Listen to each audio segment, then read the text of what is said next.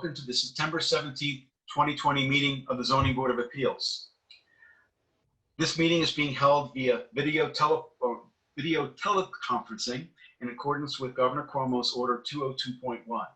And until further notice, all of the board's meetings will be held remotely, so we ask the public to continually check the town's website for updates and new information.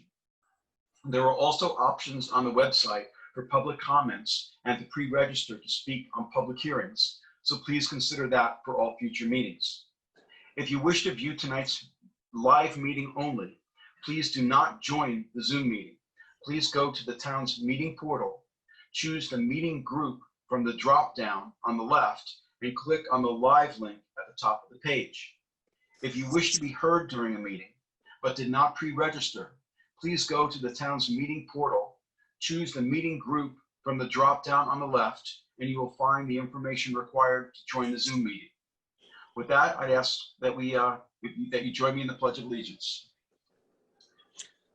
Pledge allegiance to the flag of of the the United States of America, America, and to the republic for which it stands, stands one one nation, nation, under God, indivisible, indivisible, with liberty and justice for all. We will be starting this meeting with the public hearings. We have applicants and members of the public standing by via Zoom webinar, which is being moderated by CTV. Charles Certain will mute the speakers until it is their time to give testimony before the board. Please be patient. If you find that you have difficulties accessing the hearings, please visit the town clerk's meeting portal and click on the instructions link. A reminder that applicants, agents, and members of the public speaking, other than attorneys, will be sworn in, will state their address for the record, and will offer their testimony as it relates to the application before the board. Board members who must recuse themselves from any application will state so on the record and will be removed from the meeting until the end of the hearing. Unless otherwise stated at the end of each hearing, all of these applications will remain open for written comments for all purposes until October 19th, 2020. Those comments can be addressed to the board secretary and sent via email, mail, and/or dropped off at Town Hall. Candace is our secretary. Additionally, in accordance with the governor's order, these hearings will be recorded and will be posted on the town's website. So I would just next ask whether we have a motion to approve the minutes from our last meeting. Motion. Second. Mr. Hahn. Aye. Mr. Tudhill. Aye. Ms. Burgess. Aye. Mr. Kelly. Aye. Mr. Sessa. Aye. Chair votes aye. Minutes are approved. And then we can go on to adjournments. Okay. As far as the agenda is concerned, item 2 on the agenda, which is James Delay, 29 Washington Heights Avenue, and Bays, Suffolk County Tax Map 900-187-2-23. I'm going to move that we re-advertise that for our 10:15 meeting. It's a rehab, so I don't think we have to vote on it. Okay. All right. Item 7 on the agenda, which is Connor Freelander Gateway 1 LLC. That has been withdrawn. And then on the decision calendar, Heidi R. Joe and Glenn Steigelman, Edward Zablinski, KAARP Management Group, and Christopher Norwood and Old Cork Development. I'm going to move that we put them all off to our 10-1 meeting. Do we have a second? Second. All in favor? Aye. Aye. Opposed? Okay, back to the beginning of the agenda. Item 1 on the agenda is John and Audrey Newenhouse, 61 Harbor Drive in Noyak, Suffolk County Tax Map 900-9-3-36.1. Applicant requests relief from the following provisions of the town code. 1, for a proposed dwelling, 330-11, residential districts table of dimensional regulations for a principal rear yard setback of 26 feet, where 30 feet is required, and 2, 330-84D, pyramid height for a proposed encroachment in the amount of 298 cubic feet, And 2, for a proposed swimming pool, 330-11, for an accessory distance from street setback front yard of 16 feet where 40 feet is required from the southerly property line, Arbor Drive. And 2, 330-76D, placement of accessory buildings, structures, and uses in all districts. And 330-83C yards to allow the proposed pool to be located within the required front yard of the principal dwelling. Okay. The board has jurisdiction. Do we have someone here? Looks like Mr. Newenhouse, you're here on your own behalf? Yes, that's correct. Okay, very good. So I just have to swear you in unless you're an attorney. Nope. Okay, I have your name. If you just state your address. 61 Harbor Drive, Sag Harbor, New York, 11963. And do you swear to tell the truth, the whole truth, and nothing but the truth? I do. So can you tell us about your application? Yes, sir. The subject premise is at 61 Harbor Drive, town of Southampton, County Suffolk. You have the tax map number. The lot is 16,044 square feet in size. The parcel is in the R10 zoning district. It benefits from a certificate of occupancy issued in 1964 for a one-family dwelling, along with certificates of compliance in 88 and also 92 for second-story bedroom, bath, and deck additions. We took title to the premise by deed May 3rd of 2019. This application is a type 2 action under the State Environmental Quality Review Act, thus no environmental reviews required. Parcels located within the town of Southampton designated stormwater management zone boundaries and presently does not have dry wells for roof runoff or driveway runoff containment. Portions of the building envelope fall within the flood zone AE6 as depicted on the flood insurance rate maps prepared by FEMA for the town of Southampton. We have received a letter of no jurisdiction issued by New York DEC. Release being applied for in order to demolish the present structure and construct a new 3,880 square foot two-story dwelling with deck, pool, spa, along with a 578 square foot and attached two-car garage. This property is located in the town's high priority area, so the existing septic system will be removed in compliance with Suffolk County Department of Health requirements and will be replaced with a new IA system and pressurized drain field in accordance with Town Code 123-52. The new IA system and drain field will be located as far away from the high water line as possible, as close as allowed to the south corner of the property. Setback requirements from this IA unit and drain field constrain replacement of the proposed dwelling. The property is currently improved with a pre-existing single-family two-story residence with attached garage, elevated stone patio, wood deck, and wood walkways. Considerations were given to renovating the existing structure, but due to the structure's poor condition, the town's rules for cost considerations requiring wetlands permit, as well as FEMA code compliance requiring foundation modifications and elevation increase, demolishing the present structure and building new is the better course of action. First, requested variance, Town Code 330-84D, pyramid height for a proposed encroachment in the amount of 298 cubic feet. This property is irregularly shaped, it's constrained, it's located in the flood zone AE6, it's waterfront, it's bulkheaded, and we're maintaining a 50-foot setback from the bulkhead for the structure. Due to be located in the flood zone of AE6, requires that all mechanicals be located within the residence above elevation 8. Because of Harbor Drive wrapping around this property, this parcel is considered to have two front yards, the waterfront and the longer street side. The short street side is considered as the rear yard. Due to town and FEMA restrictions imposed for this property, first floor elevation must be raised to be compliant. The town code specifies for buildings and structures in any AE or VE zone shown on the applicable flood rate map. The height of any building or structure must remain within the sky plane. The sky plane in this case shall begin at the property lines at base flood elevation plus any freeboard required by the residential code of the state of New York, which is 2 feet, and extend inward at a 45-degree angle. While this reestablishes base elevation for the pyramid law to elevation 8, due to the constrained wedge shape of this parcel and the required 50-foot setback from waterside of bulkhead, placement of the proposed house is limited.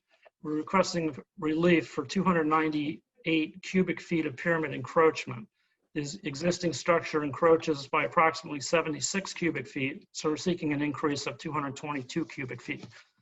Pages 17 and 23 of the application packet best depict the area of encroachment. You have an additional packet which has a list, an attached list of comparable Bay Point properties that were granted pyramid variances. I found 7 that were granted variances, and they ranged in cubic foot volume from 312 feet to 5,298 feet. So this would be the smallest granted pyramid variance that for the Bay Point area, should you grant it. Next, Town Code 330-11, residential district table of dimensional regulations to allow principal rear yard setback of 26 feet, where a minimum of 30 is required. The street side designated rear yard per the residential district table of dimensional regulations requires a 30-foot setback for the principal building. We're seeking a variance to reduce this requirement to 26 feet for the attached garage portion. We desire to construct this dwelling with the garage attached. If the garage were not attached, it would be considered an accessory building and only require a setback of 16 feet, usually 8 feet, but due to be waterfront, it's doubled to 16. Page 4 of the application packet best depicts the area of relief requested. And I think it's 104 square feet encroachment. We're asking for basically 4 feet of relief for the width of the garage. I also, please refer to the attached list of comparable waterfront Bay Point properties that have either pre-existing or granted variances for reduced street side setbacks. Now, my comparable sheet in an effort to compare only like type properties, I didn't do an analysis of all the interior lots. I just did waterfront lots, basically. So it's an apples to apples comparison.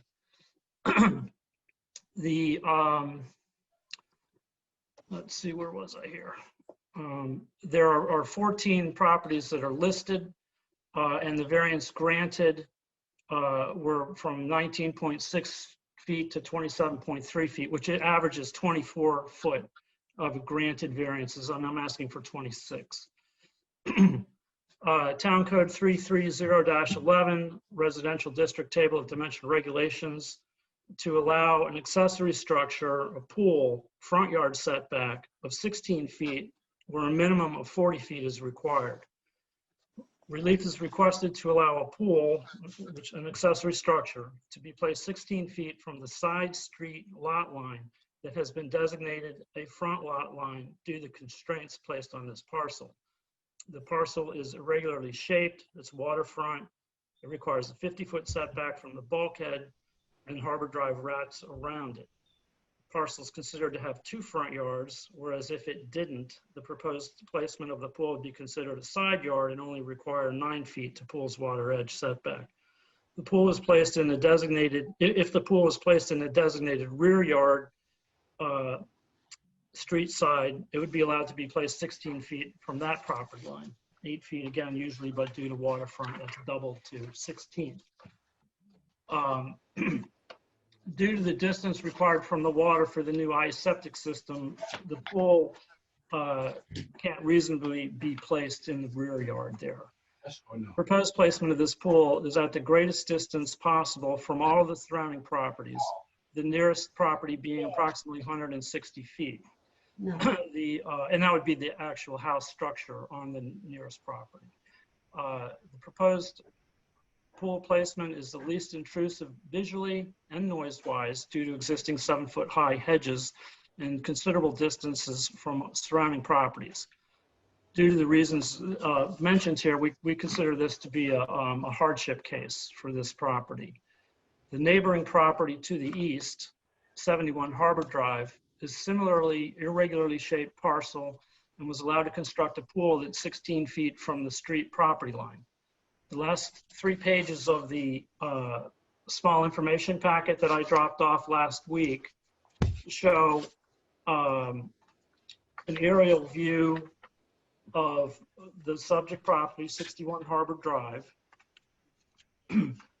And then the next page, second from the end, is an aerial view of 71 Harbor Drive, which shows where the pool is placed. I don't know if you have all these, or if Candace can show them or not. Anyway, and then the last page of the packet is the survey of 71 Harbor Drive that indicates that the swimming pool is 16 feet from that property line.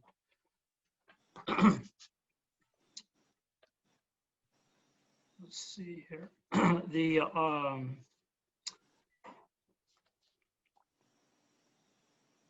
information. Okay. Mr. Newhouse, Ms. Newhouse, I think we're actually, speaking for myself, I get and understand that you have a lot that has significant limitations on it. So, in my view, I think what you're proposing is pretty reasonable. My only question is, have you heard from any of your neighbors? I have, and I just have a little short bit to finish up, and that will answer all your questions. No problem. Again, let's see here. There is an attached list of comparable waterfront properties that have either pre-existing or granted variance for much reduced accessory structure pool from street side. One is my neighbor 71, another is on Bayview Drive East, which I think is 8 feet or so. In conclusion, we have met with all of our neighbors. We've shown them the proposed project and the variances that we've requested. None of them have had any objections to our proposal, and all are in favor of us being granted these variances so that we may proceed with this project. Attached is a letter signed by the neighborhood residents attesting to have viewed these the plans for this property and having no objections.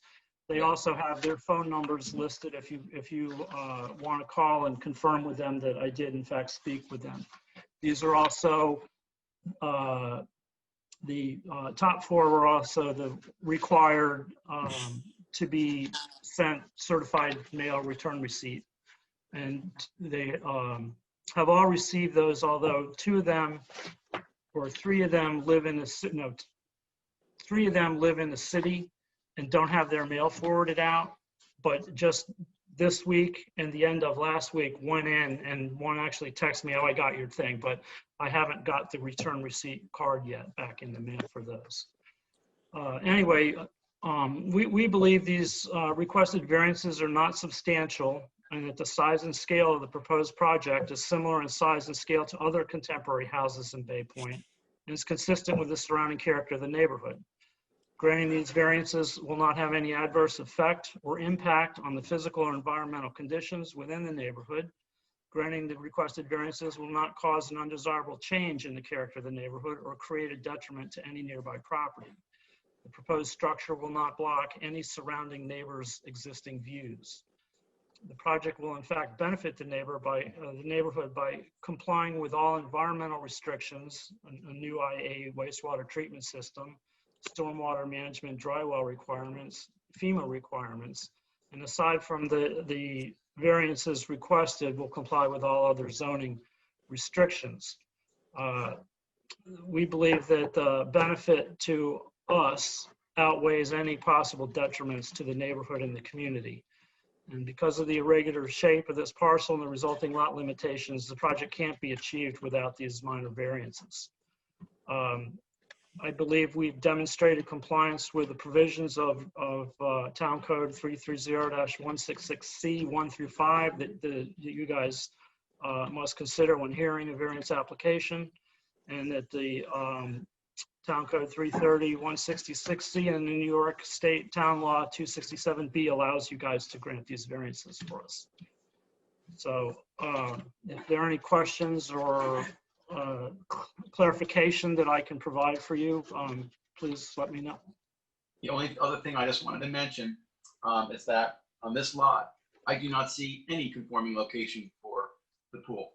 That is, you really don't have a backyard. No. Yeah. No, I agree with you, and especially because of the septic system placement in there. So we have constraints by wetlands on a bulkhead and Yep. road, And the lot. wrapping around. It's very, very constrained.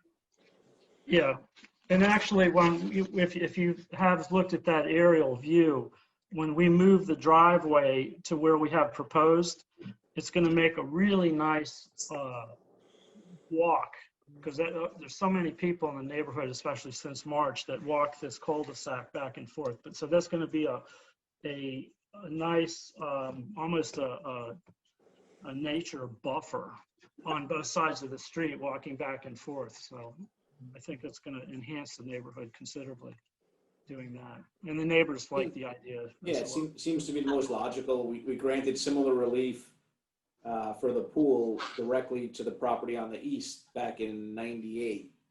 So, I mean, in my mind, I'm okay with it. It makes sense to me.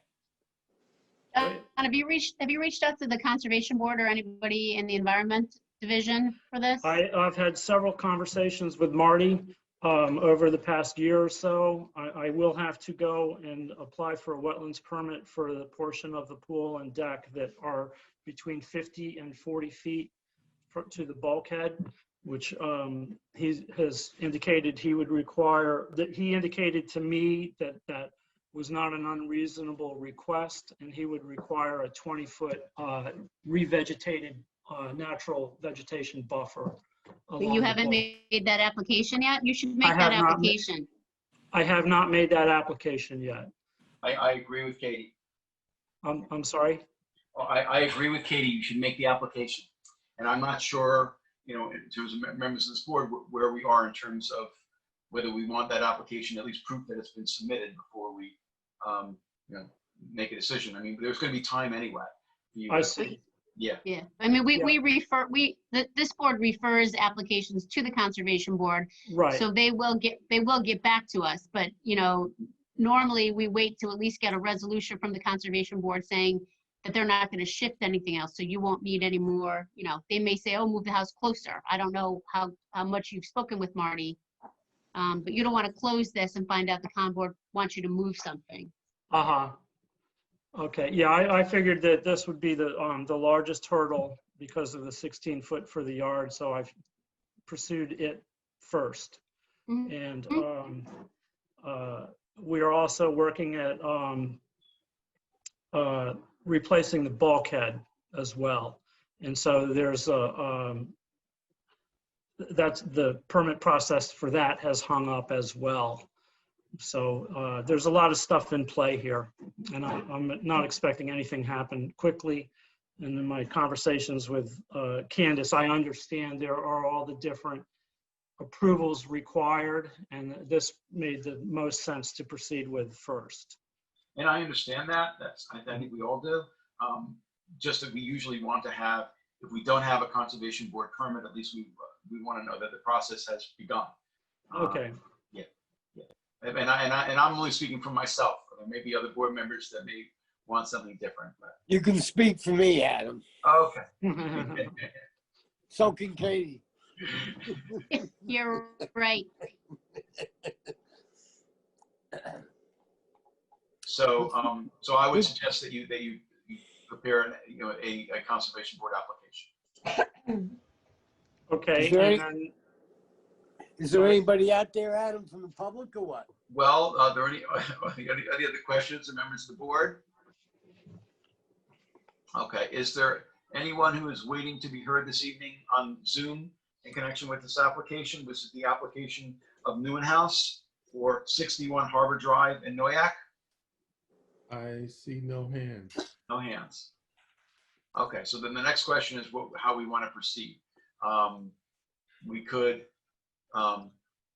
Leave it open close for the all application except for written subs, or we could, or we could, that's what my inclination is, or we could have the applicant come back after they submit to the Conservation Board. We also don't have a referral report from the Conservation Board, and that referral report might raise issues, or might not. We don't know. I'm okay with written subs, and if there's issues, reopen.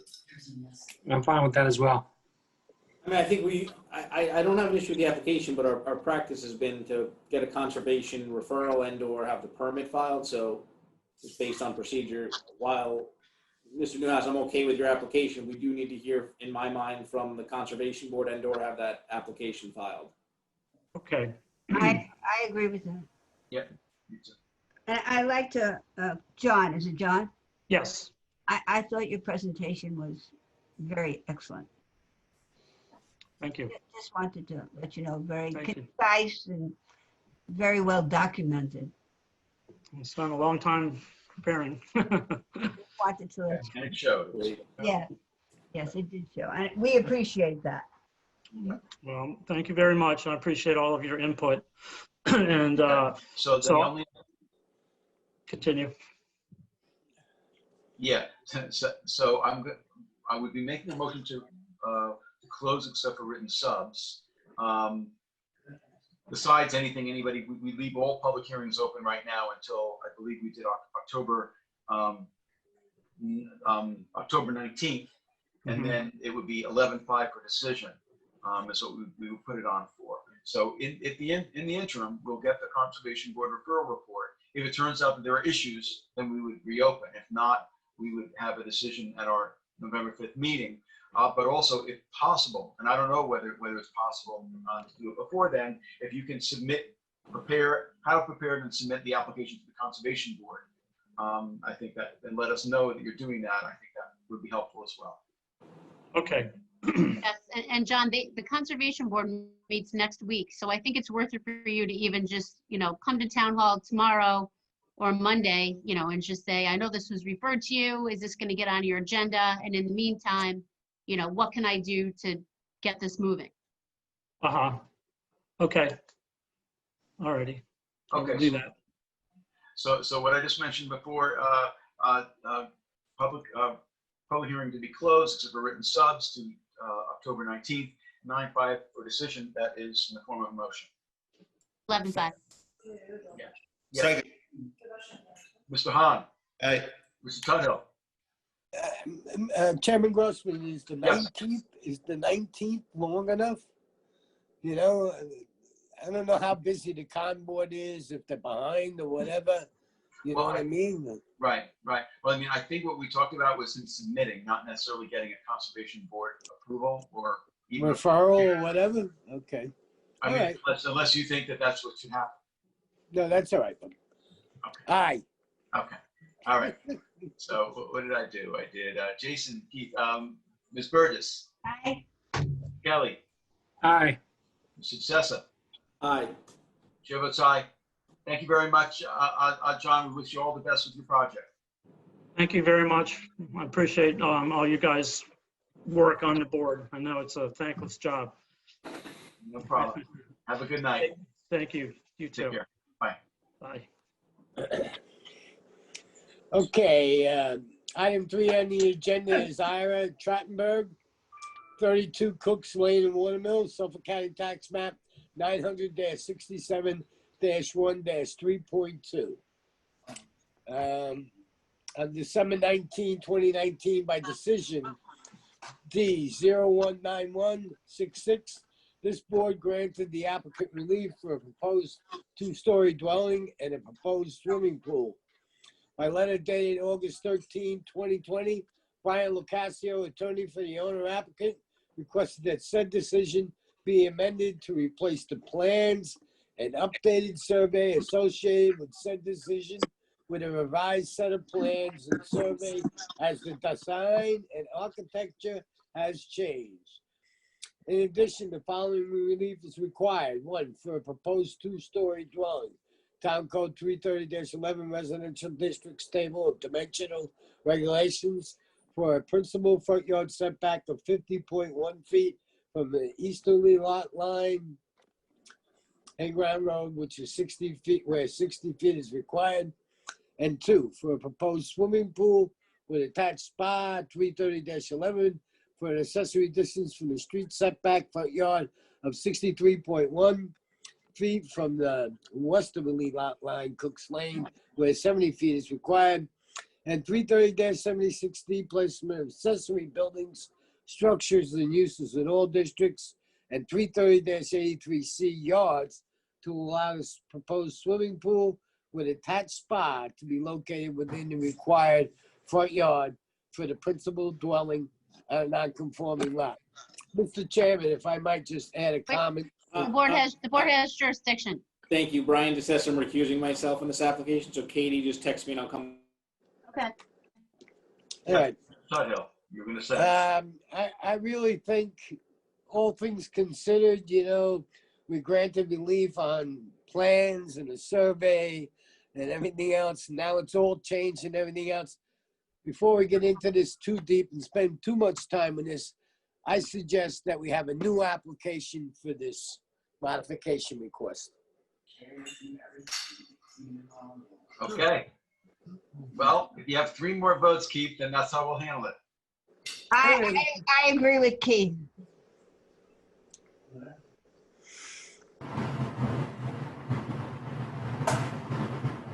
Oh, what's that? I don't know. Got a band coming in or what?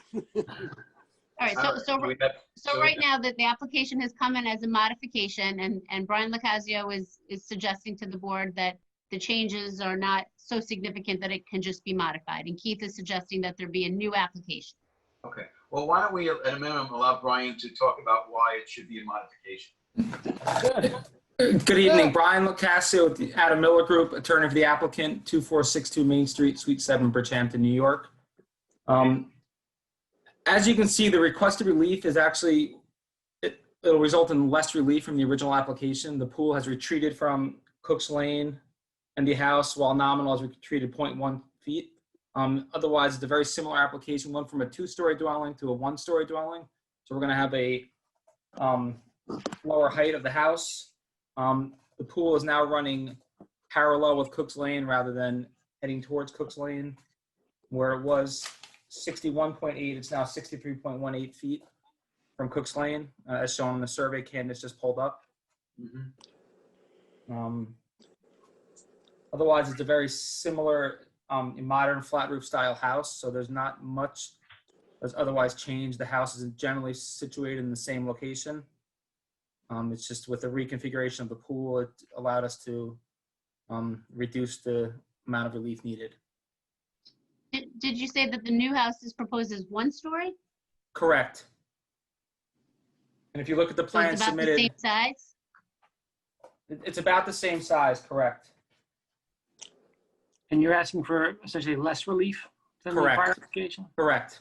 We were approved at 61.8 feet for the swimming pool. We're now at 63.1 feet from Cook's Lane. And we were Okay. approved at 50 feet from Hayground for the house. We're now at 50.1. Very nominal, but we have not expanded the footprint, or at least the nonconformity of this proposed structure. Yeah, which I think is very significant. You know, if on the other hand, your client was looking to get additional relief, and particularly significant additional relief, I can see how we would want to see this as a new application. But it's actually the opposite, I think. I mean, it's similar, but it's not more. It is a smaller house, less relief, but it's basically the same project. So that's how I see it. But I'm just one of one member of this board. But What was the square footage of the house that we approved?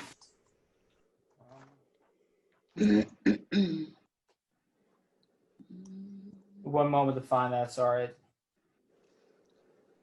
I'm confused though. 'Cause Adam, do you want me we to try to pull up advertised the old? I'm sorry, Adam, do you want me to try to see if I can pull up the old survey with the other decision? If you could, sure. Okay.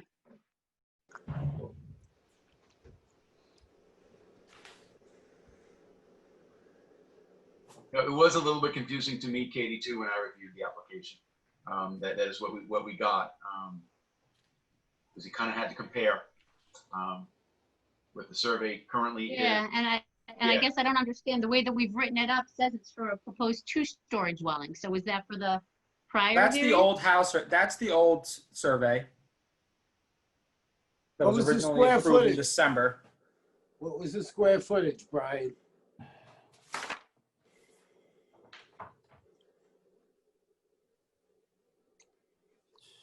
Yeah, the first floor, hold on, let me add it up.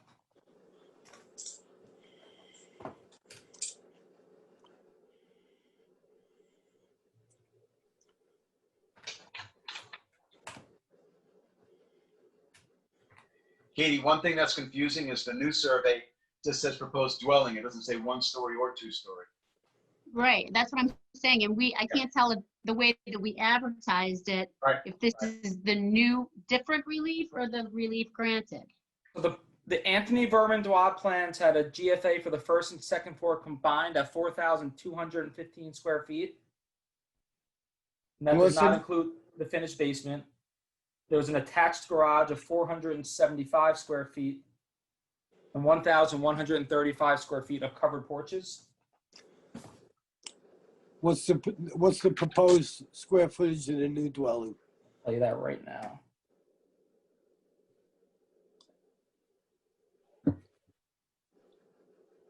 We have a first floor of 3,623 square feet, 534 square feet for the basement. For the garage, my apologies. An entry covered terrace of 51 square feet.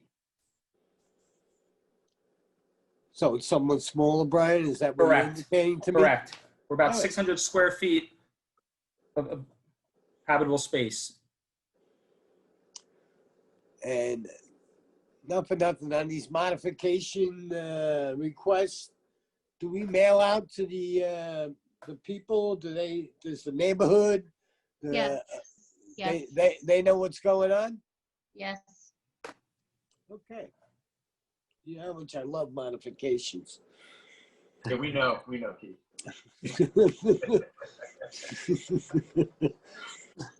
And sometimes the modification is inappropriate. Absolutely. Have we heard from any of the neighbors, Brian? Did you Had no talk to objection from anybody? any of the neighbors, no. No. Okay. Um, We're gonna find out. Maybe there's somebody here. Okay, before we do that, we did have comments from the building department. Brian, I don't know if you saw them, but here's what we got. This is from Dennis Overall, Chief Building Inspector. 1, the survey shall be revised to remove the wording approved variance at the front yard setback of 50.1 feet for the proposed dwelling and the accessory front yard setback of 63.1 feet for the proposed swimming pool, respectively, as these particular setbacks, although they seem minimal, are different than what was approved by the ZBA in decision number D019166 dated December 19, 2019.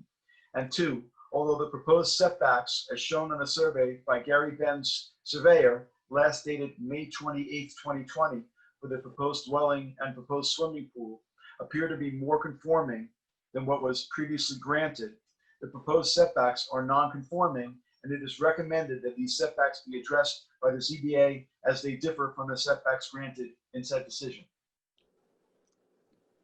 So the second part of it is basically you need to do the Why right here. Yeah. And I'm happy to get this survey revised and resubmitted Okay. to remove that notation, not a problem. From my perspective, since the house is becoming smaller and the setbacks are growing, I'd be comfortable modifying our existing. I don't think we need to have a new meeting about it, but that's just my perspective. We have building plans that show a second floor. Who are they prepared by? Anthony Vermandois. Yeah, that was, and Plum Builders, we're no longer going in that direction. We now have a new set of plans that were submitted with my letter that were done by Bada Sifraza Architects, which were dated February 15th of this year.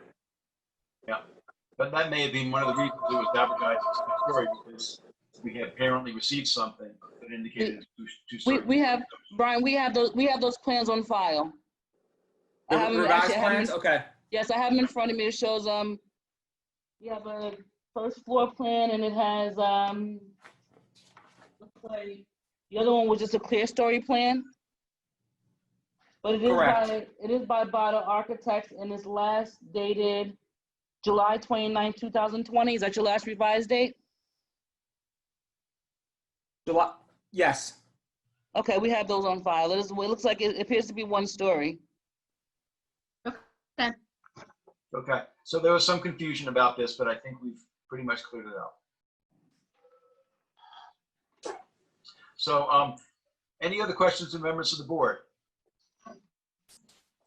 Is there anyone who is waiting to be heard this evening on Zoom in connection with the application of Trachtenberg for 32 Cooks Lane in Watermill? I see no hands. Okay, if not, Jason, it's yours. I will make a motion to close the public hearing and leave it open for written submissions to October 19th for a revised survey, and we can have a decision for you on November 5th. November 5th. Yep, that's what we're doing on all our applications right now. Thank you. Okay, do we have a second on the motion? Second. Mr. Hahn, Aye. Mr. Kelly, Aye. Mr. Tuthill, No. Ms. Burgess. Aye. Chair votes aye. Thank you very much, Brian. Have a good rest of your night. You as well. Thank you very much. Good evening. Yep, good evening. Oh, and Mr. DeSessa recused himself, so he abstains.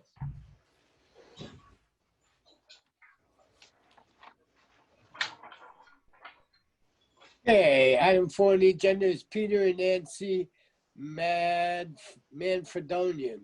192 Washington Heights Avenue in Hampton Bays, Suffolk County Tax Map 900-186-1-64. This is held over from our August 20th meeting. Okay, we got to add Brian back in. And Susanna Herman? Oh, She's there. She's there. I'm Yep. here. Yep, no problem, Susanna. Just give us a second. We're trying to get Brian back Okay. Brian here. I'm back here. on. Okay, very good. Okay, so I believe we had prior testimony. I think I previously sworn you in, Susanna. Yes. Okay, all right, so you can maybe give us an update as to where we are. Okay, just to quickly recap from the last meeting, this is a variance for a variance request for an existing screen porch that was built a few years ago. The porch is 22 feet from the rear property line where 60 feet is required. There's no conforming location on the lot. It's a pre-existing non-conforming house that's only 41.5 feet from the rear property line. It's a very small house on a small lot, and it's a small screen porch. It's not visible from the road or any other properties.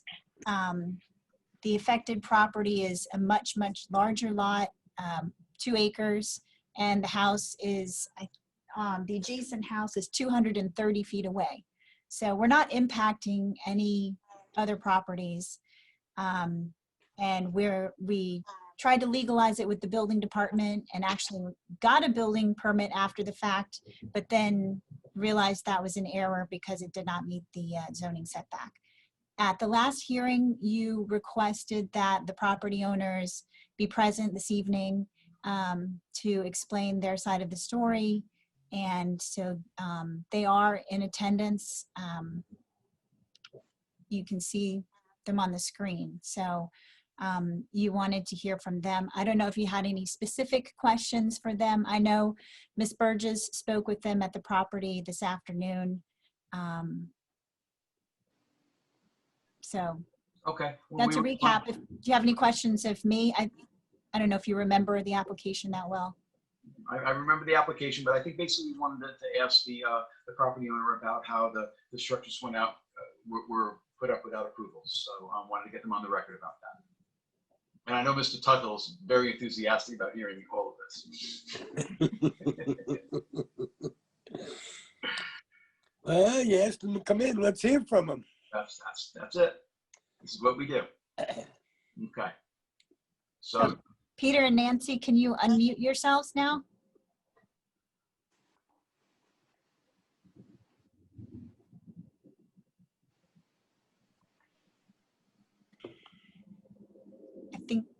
I think they're having a little trouble unmuting. All right. Oh, there we go. That's happening. Working on it, Hi. working on All it. right, hi.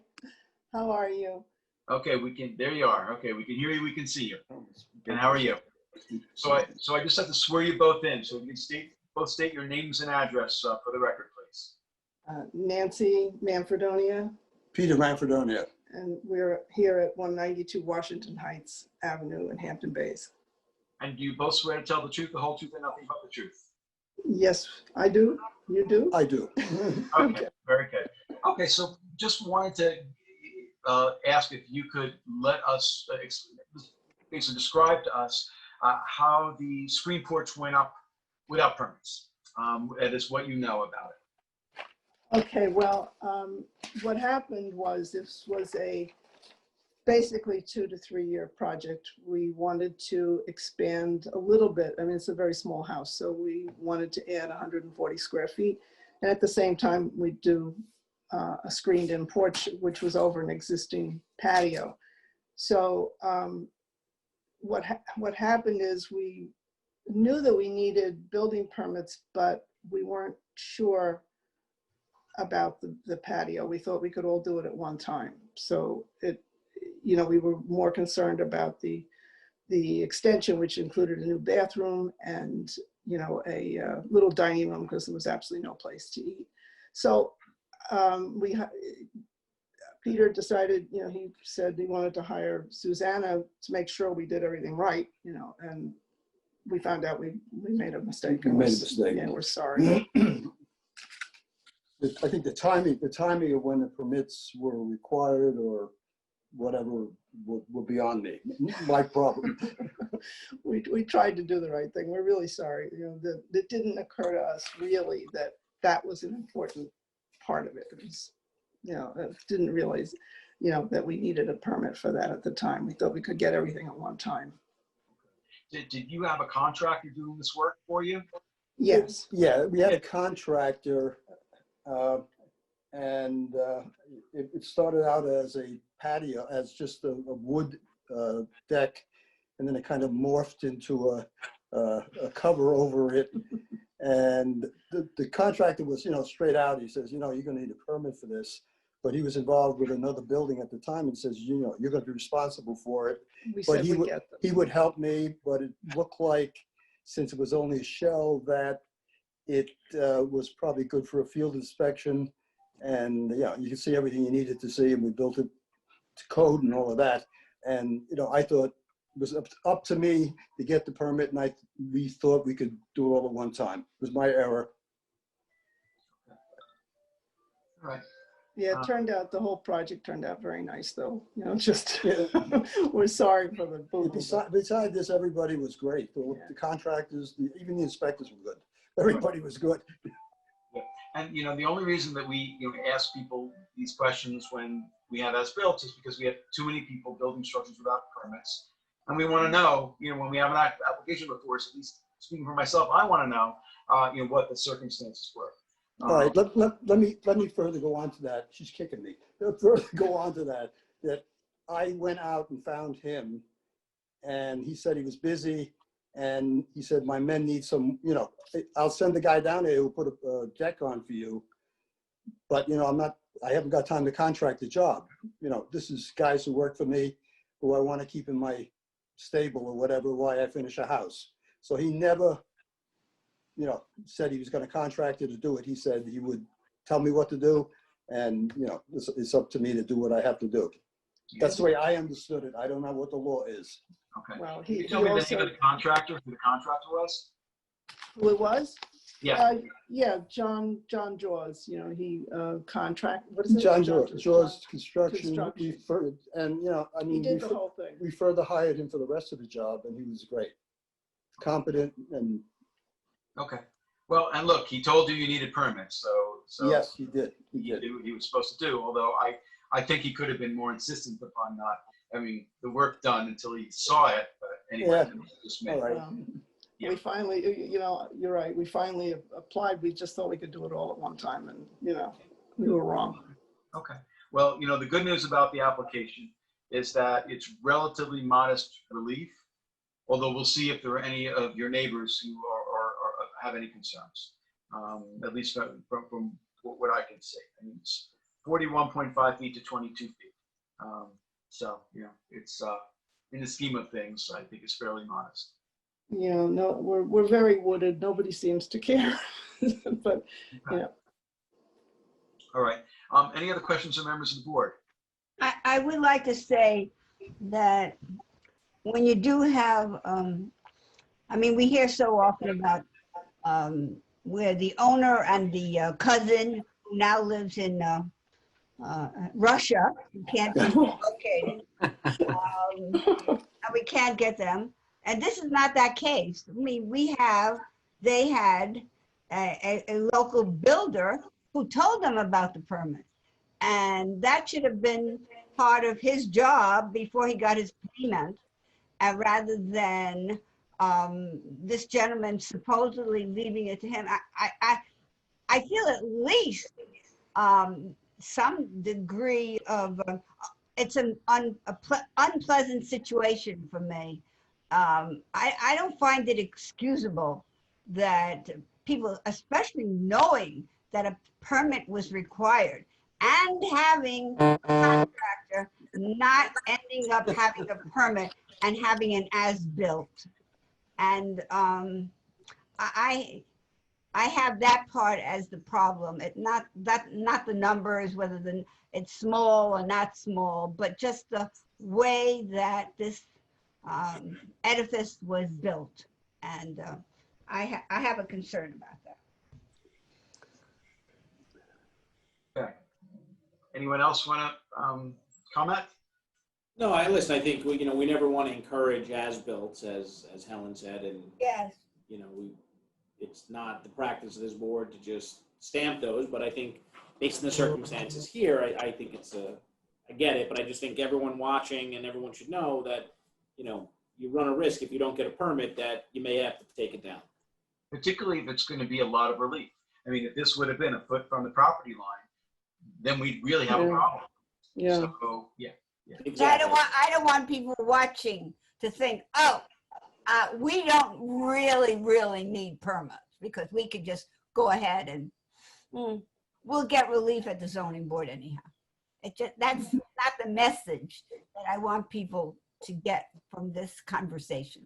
Well, I would add, and I'd like to just point out that they are being punished in a way. They were about to get their certificate of occupancy or certificate of compliance and be able to be done with the whole process. They had to file additional paperwork, pay additional fees, double all the building department fees, pay the surveyor to go back out, as well as pay additional fees to the zoning board and pay for our time to come and go through this process. So I know it's not equal to what the board would like to see as a punishment, but months of delay and for me, it's not an issue of what is the punishment sufficient for what they failed to do. Now, there's no punishment that would equal the failure to get that permit. That's why we need permits. Understood. And we're trying to legalize it. Mm-hmm. That's our objective here. I don't want it to feel like it's a casual thing. Yeah. And we also have to analyze this pursuant to the area variance standards. And Of course. as-built structures mean that it's a self-created hardship. But the self-created hardship alone isn't enough for us to deny the requested relief. We have to consider the other 4 parts of the test. Of course. Yeah. I think that we clearly meet the standards of the other part of the test, the no impact on adjacent properties within the character of the neighborhood. We meet all the coverage, we're way under coverage. We're not impacting anyone. And it is over an existing concrete patio. So which I think added to the confusion. But I will echo what Helen said. We don't want people building structures without permits.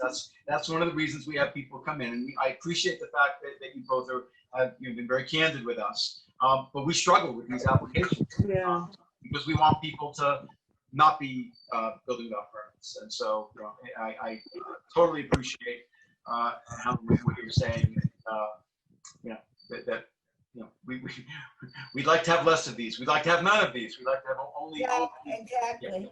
We understand, and we're really sorry about it. It got away from us, and we understand where you are coming from, and you don't want anybody to do that. And we just kind of looked at this as one big project, and we made a mistake, and we're really sorry. Well, part of this mistake was your contractor too, not just yours. It was him. Yeah, he should have been more insistent. Yeah. Totally. He should have been more insistent. Yeah. And he's the licensed professional. He's the one who's really supposed to be driving it.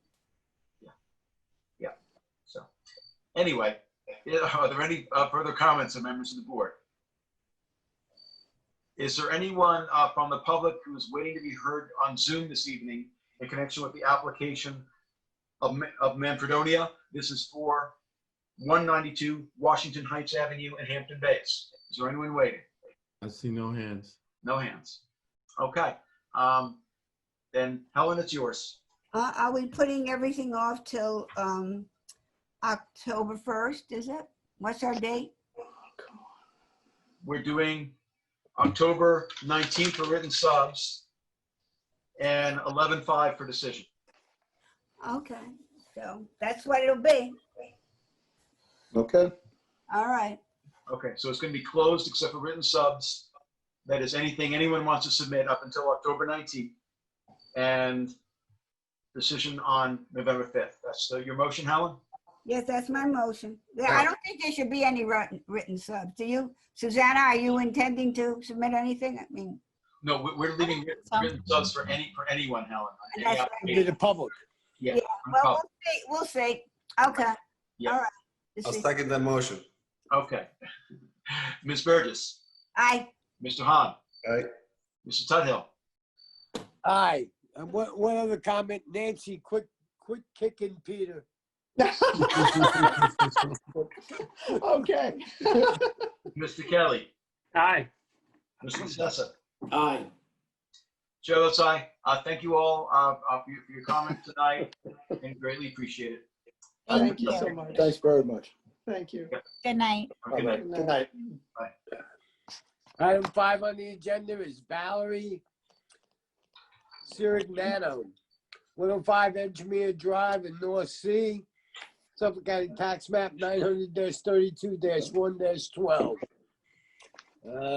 This is held over from our 6/18, 8/6, and 8/20 meeting.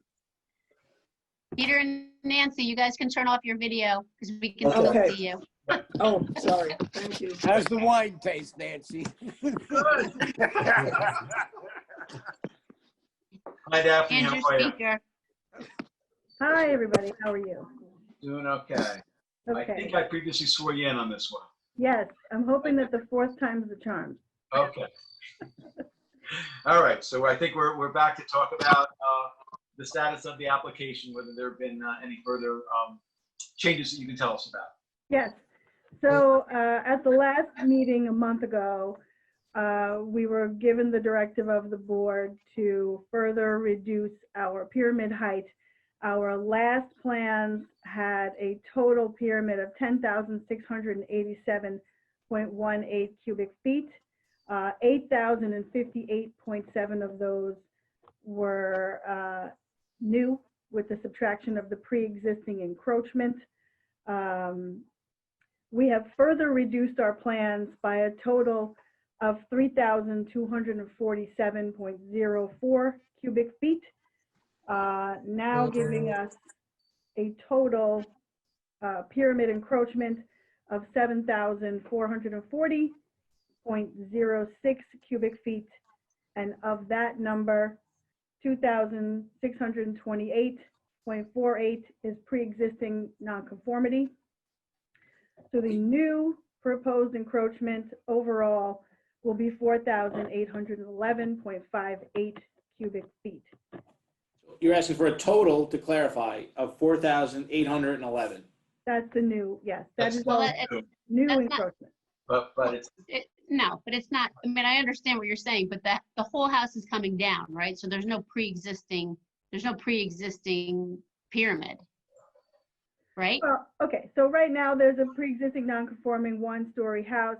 We are removing it and now we're putting up a new two-story house. So yes, technically the entire pyramid that we're requesting is the 7440.06 for the new house. But if you were to subtract out what's pre-existing non-conforming, it's 4,800 and change cubic feet. I understand that that's not how you will look at it. Well, we look at it as a whole, but the fact that some of it is, replacing what is existing cubic feet of pyramid encroachment on the existing structure, I think matters to some members of this board. Right. So we were basically at the last meeting, we pulled whatever board members were there to try to get a sense of the further reduction. And I believe that the majority of the board was looking for 7,500 cubic feet or less. So we have achieved that without actually taking away square footage of the second floor. What we've done is we have the house, we took into account the neighbor's concern, who I see is actually also on the call, Mr. Jacoby. He was concerned because we had relocated the house westward to 6 feet, where right now it's like 2 or 3 and change. So we had originally relocated it to 6 feet. We have moved it back 1 foot, which actually gave us some pyramid back, like it gave us a reduction in the amount of 140 cubic feet. So we're 5 feet off the eastern lot line, which keeps us at 11 feet and a little bit from Mr. Jacoby's lot on the west side.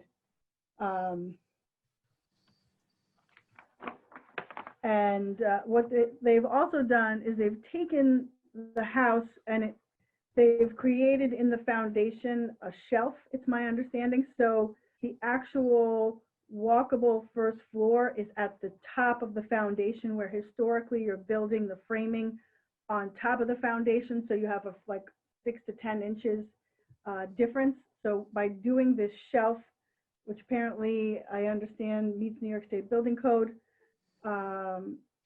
they were able to achieve a further reduction in the height of the building. The total height of the building is 22 feet, 6.5 inches, where we're technically allowed 32 feet per the town code. So we are way under height restrictions. We've done basically all that we can to make this still usable to the family and as reduced as possible with the pyramid, with the narrow lot width that we have. Okay. Well, I for one appreciate all the effort on this, Daphne. I'm sure it was not easy to get here. No, it's been a challenge, but we think that we're hoping that we've come to the point where we can move forward. Okay. All right. Any other questions of Daphne from members of the board? Guess we'd like to hear from Mr. Jacoby. I don't know, Paul, if you can unmute yourself. Oh. Yeah. Yes. Hi, guys. I previously swore you in. You did. Yeah, Yeah. no, I'm good at this point. Okay, excellent. Actually, too. You don't object to it any longer. No. Okay, excellent. Okay.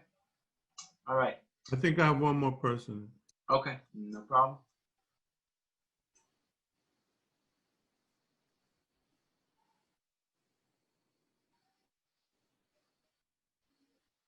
James? Yeah. That should be the builder, Jim Trainer. Yes.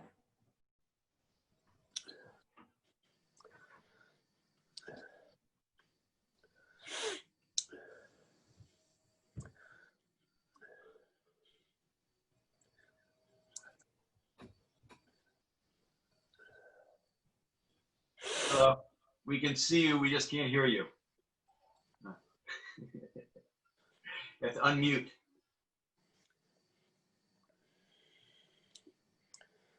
In the meantime, I agree with Adam's sentiments. Appreciate all the work that you did to get to this point, and I don't have an issue with the application. Thank you. Okay, Mr. Trader, I don't know if I previously saw you in. I don't think I did. No, sir, not this week.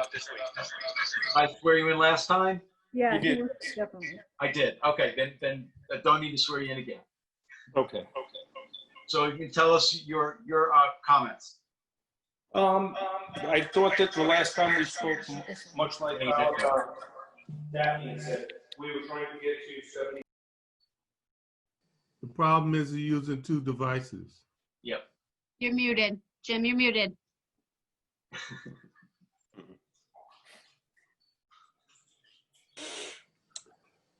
We can't hear you. Anything now? Yep, we can hear you now. Okay, my apologies. That's okay. So with all the changes, I believe we came in at 7460. I didn't hear what Daphne had said, so forgive me if I'm repeating things you've already heard. We lowered the second floor ceiling height, changed the roof pitch, eliminated the double stacked framing due to a modular house, went to a conventional stick framed house. So I think we've done just about everything possible on our end to get to where we are. Yeah. I don't see anything else really that we could do that would still give the family what they need. Right. And I, for one, greatly appreciate, as I told Daphne, greatly appreciate all the effort that went into making these changes. Well, thank you guys. Yep, no problem. Okay. All right. Any other questions or comments from members of the board? And I already asked about the public. So, Jason, it's yours. I will make a motion to close the public hearing, leaving it open for written submissions on October 19th, and we'll have a decision for you on November 5th. Okay. Second. Okay. Mr. Hahn. Aye. Michael Daly's in the house. Oh, okay. Mr. Kelly. Aye. Mr. Tuthill. Aye. Ms. Burgess. Aye. Mr. Daly. I'll hold off on this. Hold off on voting because you haven't heard the question. I did not hear any of the testimony. No worries. Mr. DeSessa. Aye. Chair votes aye. Thank you again for all of your efforts. Greatly appreciate it. Could I ask one question, guys? Could I ask one question? And forgive my ignorance to the process, and I don't mean to be out of bounds. In the event that with everything that's been heard up to date, is there any way that we can expedite before November 5th? Because the family has issues and we're trying to get their house in for next year. And I'm afraid with the November 5th final decision, we might lose the whole season again. And they've been 2 years in this process thus far. Yep. The reason that we do what we do in terms of timeframes, which is new, since we have the Zoom meetings, is because a lot of people in the public may not be able to get onto a Zoom meeting or have difficulty doing it. And so we give extra time for public comments. That's the reason for the extra time. Normally it would be quicker. And the only reason I ask again is because the last hearing stated that everybody had voted if we got below 7,500, that it would be approved. So it's another month. We got below 75. I'm just trying my best. It is what it is. I get it, but I figured I'd ask. Yeah. Glad you get it. I'm sorry? I'm glad you get it. All right. Thank you. I appreciate it. No problem. Thank you. Bye now. Good night. Good night. Good night. Thank you. Good night. Am I off?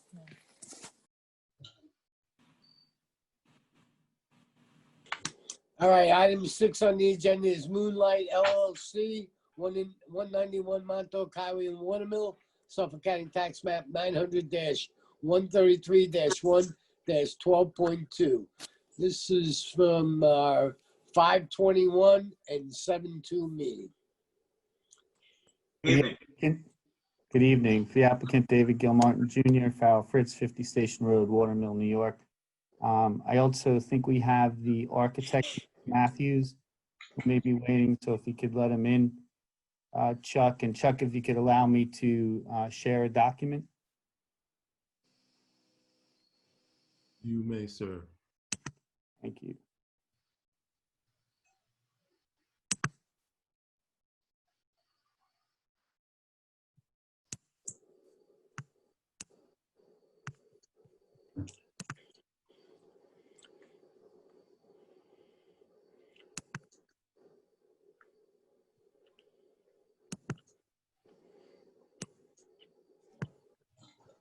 I don't know if we've got Mark yet, but I'll start in the interest of moving and meeting along. Just as a housekeeping note, we do not need a variance for the height of the proposed carriage house. We provided plans that showed the height, and the carriage house is an existing structure that's currently on the property. That's a single dwelling. That structure is 20 feet high. We provided the plans. Candace confirmed that they have them, so we don't need the height variance. For context purposes, I think it's good to start with what's on site here.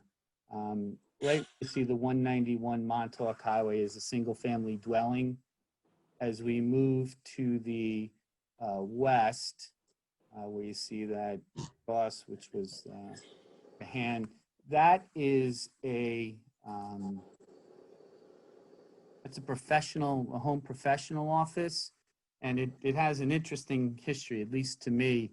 I don't know how many of you were around in the 70s, but if you remember Cedric Kushner's rock concerts, Cedric Kushner was a rock concert promoter who actually founded or discovered Fleetwood Mac and did a lot of high-end rock and roll shows.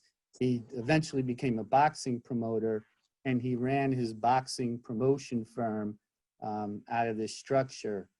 After selling the property, it was utilized by a builder as a home professional office. So it was a serious home professional office that had some serious commercial use there. So today, as it exists, we have the single family dwelling, which is here, and then we have the home professional office.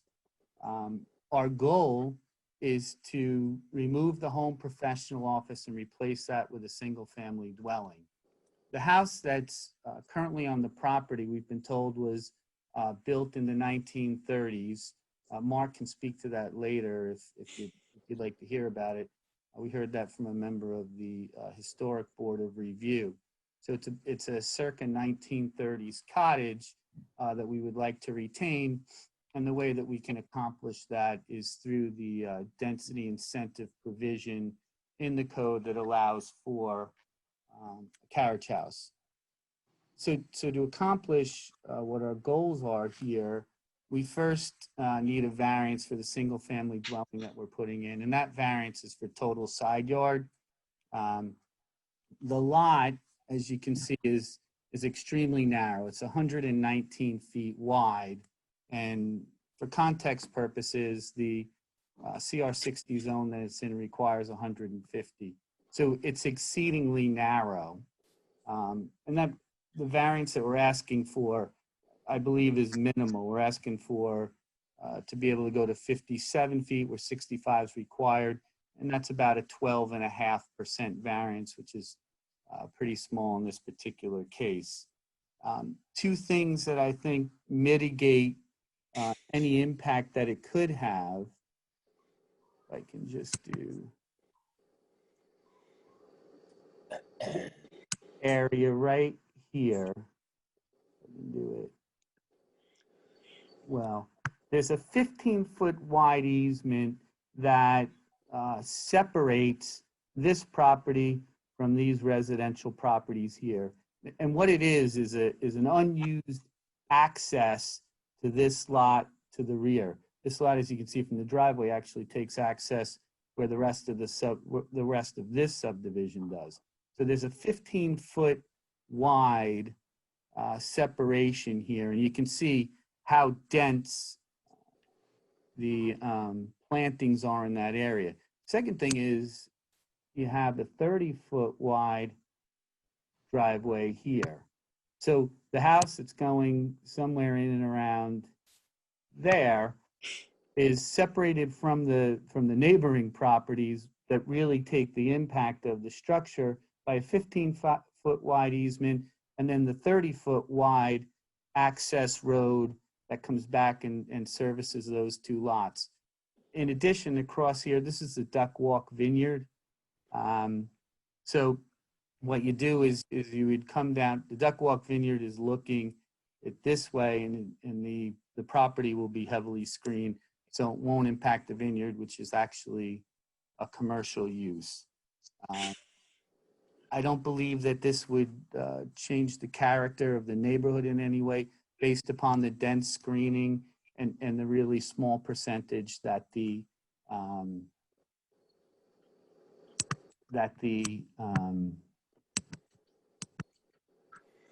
small percentage in the screening. I'm sorry, I get distracted trying to do doing the sharing and the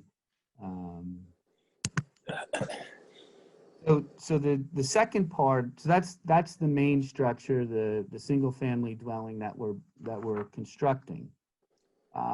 So with respect to the carriage house laws, this board knows that there are different or unique requirements for being able to obtain a carriage house on the property, and we need some variances from those unique requirements. The first thing that I would say with respect to those requirements is we're trying to retain an existing historic structure that, as we've been told, has been there for approximately 90 years. So I think it, not only will it not impact the character of the neighborhood, but being there for 90 years, really it sort of makes the character of the neighborhood. So the variances that we need are reducing lot size variance from 90,000 square feet to 69,717 square feet, which is the size of the lot. The CR60 zone, and that part of the code requires us to provide 1.5 times the lot size, and that's how you get from 60 to 90. So we need a variance from that. I would again submit that this particular structure and its retention on there is buffered by the easements again, and the extraordinary amount of hedging and trees and landscaping. The second variance that we need is the structure. Again, this is the carriage house that we're looking to retain, has to be at least 10 feet behind the principal structure in the front yard. And as you can see from the way that this lot is configured, that's not possible here because of the location of the existing structure. And moving it is an extraordinary challenge and doesn't make sense. So we would really like to retain it in this particular spot. Again, you can see the screening up front, and directly across the street, that's Hank's Pumpkin Patch. So I don't think that there's any impact to any neighbors based on that, and it will not impact the character of the neighborhood. The final variance that we need for our plan is that we have 3 driveways. If you see the survey, the first driveway will service the carriage house. The second driveway will service the single-family dwelling that's coming in, and then there's the installation of a garage, which doesn't need any variances, that's being considered back here, and there's a small driveway that accesses this. You'll be happy to know that as part of the proposal and on the survey that we submitted, that there are plans to reduce the size of the tennis court from the existing 60 by 120 to 55 by 110. So all in all, we believe that the variances that we request to allow us to retain the 1930 structures and allow us to build a single-family dwelling while also removing the commercial home professional office use is reasonable, will not impact the character of the neighborhood. You can see that we're surrounded on 2 sides by commercial uses, and we are, we're really sort of our own little private lot there with all of the screening that's provided by the growth on both properties. There are no environmental issues that are on any of these properties that will be impacted. It's the narrowness of the lot that requires us to get the variances, and we'd also like that historic structure, so I don't think it's a self-created hardship. And David, what about the height of the carriage house? The carriage house is 20 feet. Helen. Doesn't need a variance. Doesn't need a variance, and the plans are in your office. We submitted them back in March. Yeah. And then that structure is 20 feet high. Okay. What are we doing about, development right or a Pine Barrens credit? Yeah. We would ask that you waive it in this particular instance, and I believe that it's appropriate because we're trying to retain the 1930s house, which is an existing structure. Are you going to landmark the house? No.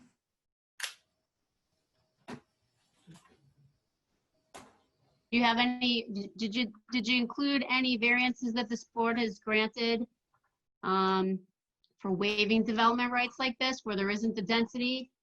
Yes, we provided 5 instances where you've done that as part of our application. Where there was no density and they waived the development rights? Oh, where there was no density? Typically the board waives the development right when the lot is large enough to subdivide or there's already 2 dwellings on the property. I would have to go through those. We did provide 5 instances where the board has waived the right. I'd have to go back through those to see if they. They may have been larger lots. I don't know, but you can go through them. Right. Katie's point is an important one because we want to be consistent with how we. Right. The one we address these issues. Yeah, in this particular instance, I think we should take note of the fact that we did have what I think can be characterized as a commercial use on the commercial use on the property in that home professional office, which is a separate building, and had significant business uses on it. Yeah, but that's a permitted use. A home professional office is a permitted use. I understand what it is, but I think it goes to mitigate our request to waive the Pine Barrens credit because of the significant use there. So how much would the Pine Barrens credit cost if you were able to get one, or get however many you needed? I believe that the prices have gone pre-COVID was 80,000. I think people are asking 120,000 now for them. Mm-hmm. Small price to pay for a carriage house. Yeah, I mean, the Come on, alternative David. is an accessory apartment.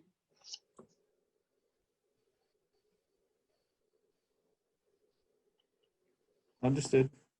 Yep. So I don't know, but it may be that we're gonna, I'll read the decisions that are submitted. I know we've done it before, so if it's similar to what we've done previously, then I would be okay with it, but I just have to review those decisions. And I will as well. And I can address that in writing with Thank you. decisions. Yep, that would be great. Okay.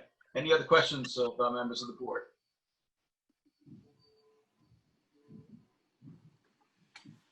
Is the board okay with 3 driveways? I mean, 1 is permitted in the town code. They're proposing 3.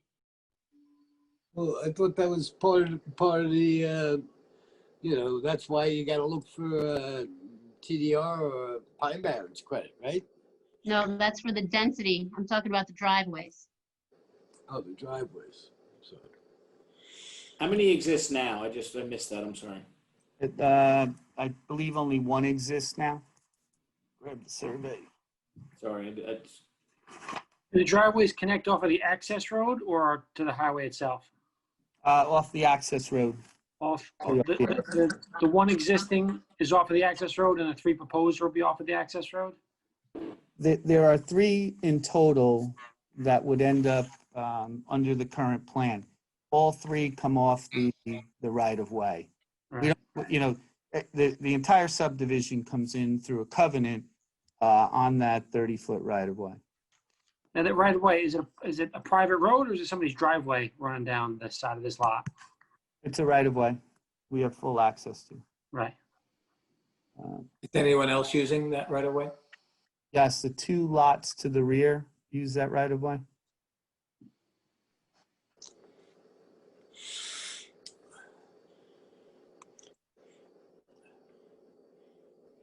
So you'll see the one up by the carriage house. There's a proposed driveway there. As you come back, Candace, about 100 yards. That's the driveway for the main structure, and then all the way in the back is a small paved area for the garage there. And the garage has no living space, right? No. All right. And so we're still gonna, no matter what, we're not gonna increase the access points on Montauk Highway. It'll just Not remain at off all. the access road. Yeah, not at all.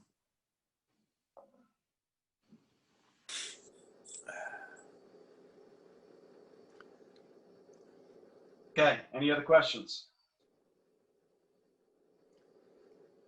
I'm good, subject to the review and of those cases with respect to the TDR, and we'll see if there's anybody here. See, Mark Matthews is waiting to be heard. I appreciate the time you put in, and I think this Mark, is did I previously swear you in? Please do. Well, did I previously swear you in? No, no, yes. we have this first Okay. time. This is the first time it's been heard. First time, okay. So you state your name and address. Mark Matthews, 223 Shore Road, Southampton, New York. And do you swear to tell the truth, the whole truth, and nothing but the truth? Absolutely. Okay, you can tell us your comments. Well, I think that David has showed our case very well, and I think that this will be a way of saving a fine historic structure. We don't have to, but I'd like to, and my client would like to, and so hopefully you'll look at our application favorably. I'm a little bit confused with the reference to this as a historic structure, because there's not, I mean, the board has listened to applications like this before about, the benevolence of saving a historic structure, and they've actually landmarked them, and they've come to the board under the different section of the town code to encourage a use like this in exchange for landmarking it. So I'm not really, I want the board to make that distinction, that there's no condition that this thing be landmarked or preserved or anything. Correct, so there's no protection on this. Yeah, board. the protection is in this application, right? That we're looking to retain it, number one. And when you say landmarking it, that brings in a whole host of restrictions that may or may not be acceptable as we look to upgrade the structure. And that law provides a significant challenge to people that have historic structures. Sure, and it allows for adding density to lots where it's not permitted. I mean, there's nothing, my point is, if the board grants this, the applicant could turn around tomorrow, demo the existing landmark, historic house, and build another one. Without any agreement to using preserve the the same house or not setbacks. tear the house down. We wouldn't be here if that were our intent. Well, I mean, we would be doing something else, but I will talk to my client and we can propose a way to resolve this without landmarking it, which really has some significant restrictions on your ability to improve the structure that, I suspect that, my client will be unwilling to do, but I understand the dilemma, and I will talk to him about making a proposal so that it does not get demolished. All I'm saying, David, is the board just recently had one, and Wayne Bruin made a ton of, gave a ton of testimony on landmarking it, and it went to the landmarks board. So I'm just saying, I don't see that as being persuasive if there's nothing preserving the structure. I'm sorry, you don't find what persuasive? I don't find testimony that it's, that it's preserving a historic structure persuasive if there's nothing in place to preserve it. Yeah, and even if the structure wasn't demolished, it could be the whole exterior of it could be changed, so it doesn't look like. Yeah, or it could be not worthy of landmarking anyways. Yeah, we can address that concern in writing. I think that there's a sweet spot in between landmarking it and providing the board with comfort with the retention of the building. Well, we'll see. If the sweet spot numbers come to 4, then you're all good. Sure, and testimony that it's worthy of preservation. Is there testimony that it's not worthy? It just has a pre-existing CO. So there's a lot of houses that have pre-existing COs. But but there's no testimony that it's unworthy, right? That's what you said. Okay. So I'm just trying to make the record for the board. Well, and What direction? Bringing up legitimate points, and David, I want you having an opportunity to fully respond, and you'll have that. Okay. Any other questions of members of the board? Is there anyone else who is waiting to be heard on Zoom this evening in connection with the application of Moonlight LLC for 191 Montauk Highway and Watermill? I see no hands. No hands. Okay, so now the next question is, what do we want to do? Do we want to close it for written subs? I feel comfortable. I'm okay with that. I'm fine with written subs. Okay. Anybody else? I'm fine with that. Okay. I'm fine with that. Okay. All right. I'm fine with it too. All right. So Mike, it is yours. I'm sorry, Mike, before you close, Dave, just as we discussed earlier, I still need you to send me the survey with the elevation data so we can confirm the height of the building. Certainly. Thank you. Okay, we'll close this except for written submissions, which should be received. Can you help me with dates? October 19th.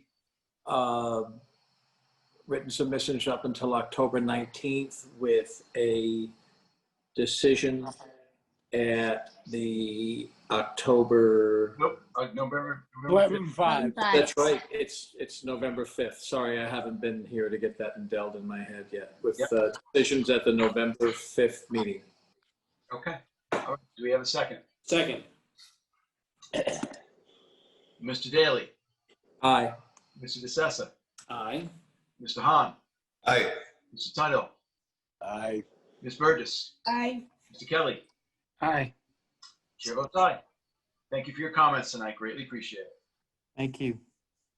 Item 8 on the agenda is 81 Harbor Drive LLC, 81 Harbor Drive in Noyak, Suffolk County Tax Map 900-9-3-40. This is held over from our 9/3 meeting. All right, we got Bruce on this one. Hello. Good evening. How you guys doing? Okay, how are you? Good. Good. So we were here 2 weeks ago, and we put in an application requesting a zoning variance, which was a pyramid variance. And at that time, it was to we have a property here at 81 Harbor Drive. We're going to demolish an existing one-story house. We're building a two-story house. I testified that it was a waterfront lot, and that in the course of, and it's also a pie-shaped lot with the narrow portion of the lot being up by the road and the wide portion of the lot being at the water. So when we demolished the house pursuant to wetland permits by the Conservation Board, we were pushed to 30 feet off of what would be the rear lot line, which is permissible under 330-83K. So we did that. However, in doing so, it caused a pyramid nonconformity of 4,848 cubic feet. We had concerns expressed by one neighbor to the, I guess, east, and we had letters of support from the neighbor to the west. The neighbor to the east was represented by Tom Gibbons. We've had some communications back and forth.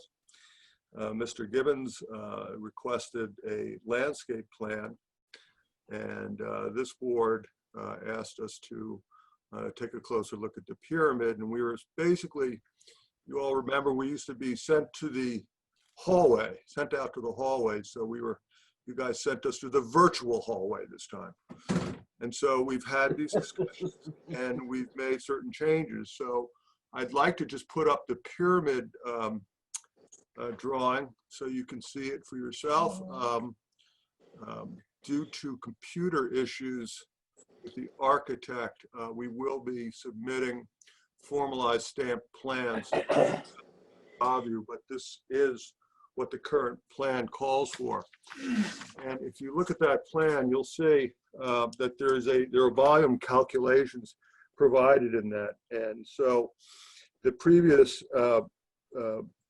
requested variance, which was for 4,848 cubic feet, we reduced that by 1,762 cubic feet, leaving us with a total pyramid nonconformity of 3,086 cubic feet. And I hope we can all agree that is a substantial addition. We made the house shorter, reduce its height to 23 feet 11 inches, where 32 feet is, as you know, permitted. Then, to address the neighbor's concerns, we prepared a landscape plan, and what the neighbor had proposed was that they wanted a landscape planting plan along their common side lot line, and this was to the neighbor to the east, which we did, but we thought probably appropriate to do it at a courtesy for both neighbors. So before you now is a landscape plan which features the plantings of arborvitaes planted at 8 to 10 feet in height, which is substantial, and they grow quite rapidly. And so we made an effort to try to listen to all sides and try to meet people halfway, or arguably more than halfway. And I hope the board is satisfied with it, and I trust the neighbors are satisfied with it as well. Okay. Well, I'm satisfied with it.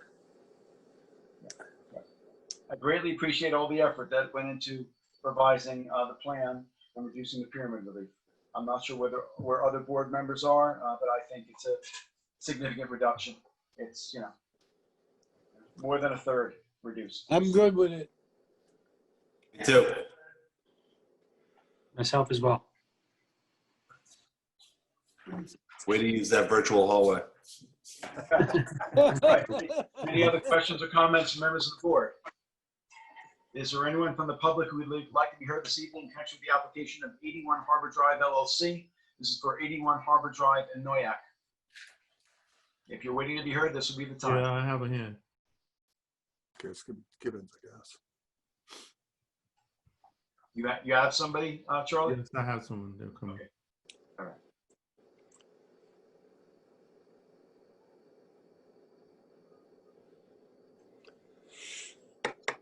Good evening, everybody. Yep, good evening. Back from the virtual hallway. I appreciate Mr. Anderson working with me. The only question I had posed to him was whether the applicant would agree to a covenant that the screening be maintained. I think that's reasonable. I hadn't gotten a response from him. We appreciate the reduction in the size of the house and the submission of the landscape plan. The only open issue was the covenant. Okay. Bruce, are you okay with us having a condition that the screening be maintained? Yes. Okay, done. Great. Thank you so much. Okay, no But it problem. won't be a covenant, it'll be a condition. It's not gonna be a covenant Yeah, filed. I would appreciate that because we're getting slowed down greatly through various filings with the county clerk's office. Understood. Okay, so it'll be a condition in our decision, which basically means that it's part of the variance, and it can be enforced if it's not adhered to. And it will be. Anybody else? Is there anyone else waiting to be heard? Go ahead. Brian?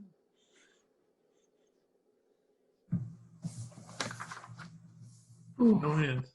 No hands. Okay, then Brian, it's yours. Okay, having those conditions, we're going to leave it open for written submissions pursuant to the governor's orders and have a determination on the November 1st date. Okay, and the written submissions will be till October 19th. Yep. Second. Okay, Mr. Sessa, Aye. Mr. Kelly, Aye. Mr. Hahn, Aye. Mr. Tuttle, Aye. Ms. Burgess, Aye. Mr. Daly, Aye. Chair votes aye.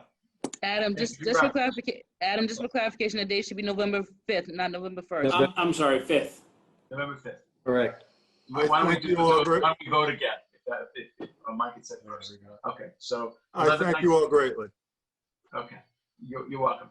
Okay, so it's 10-19 for written subs, 11-5 for decision. Mike, so we're doing a revised motion. Second? Okay, Mr. Daly, Aye.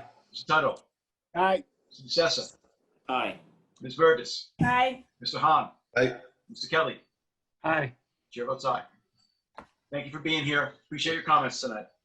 Thank you now. Okay, item 9 on the agenda is John Nicoletti, 26 Club Lane, Remsenburg, Spionk area, Suffolk County Tax Map 900-380-2-62.1. This is adjourned from 4-2 meeting was canceled, 5-7 meeting, and 7-16, 8-1. 9-3. Okay, Mr. Let's do Caputo, it. you leave out previous. Good evening. Good evening. Good evening, and thank you for your courtesy of allowing me to adjourn it back in July. I had a death in the family, and I appreciate that courtesy. When we last spoke or met, there were a series of questions that you had asked me to get answers to, and I have most of them. The first was, did we know the date at which this bocce court was installed? I can now tell you not only that it was October 2014, I have had the homeowner prepare an affidavit that I will submit to the board with that information, along with copies of paid receipts showing it was built in October of 2014. So that was issue number one. The second issue was you wanted the bocce court to be added, the dimensions to the bocce court to be added to the survey. I want to hold on that for a moment because I think we're going to have to discuss something else in here that I've been working with Candace on that would be added to that survey. So maybe we can address them together. Apparently the survey is going to need a couple of changes for the board. Also, I had provided to the board back on July 15th a photo. I don't know if Candace has that available.